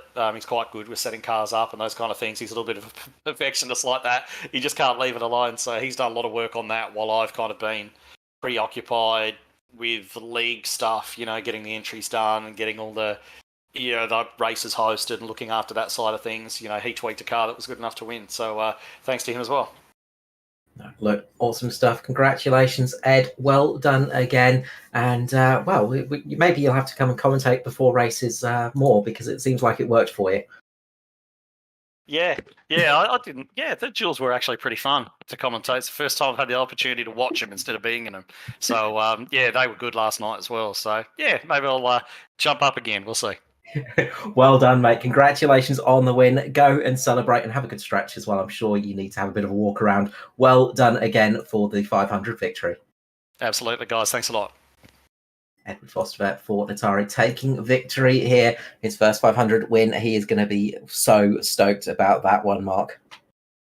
Definitely is, mate.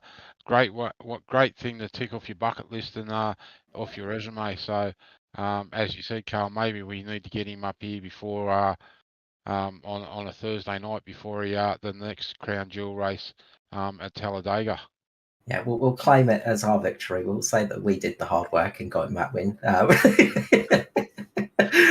as always. Well, we are done and dusted for today. A big thank you to everybody for joining us for this, the first Crown Jewel event of the season.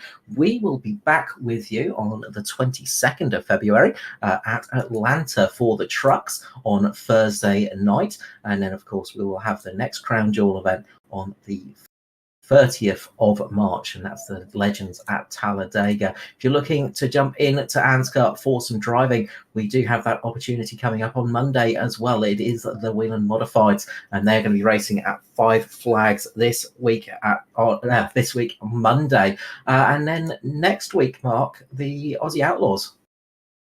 The Aussie Outlaws Daytona 500 kicks off tomorrow night with the qualifying, and then we'll broadcast Jewel number 1 over on Checkered Flag, and then Saturday night the 500 itself. So looking forward to that.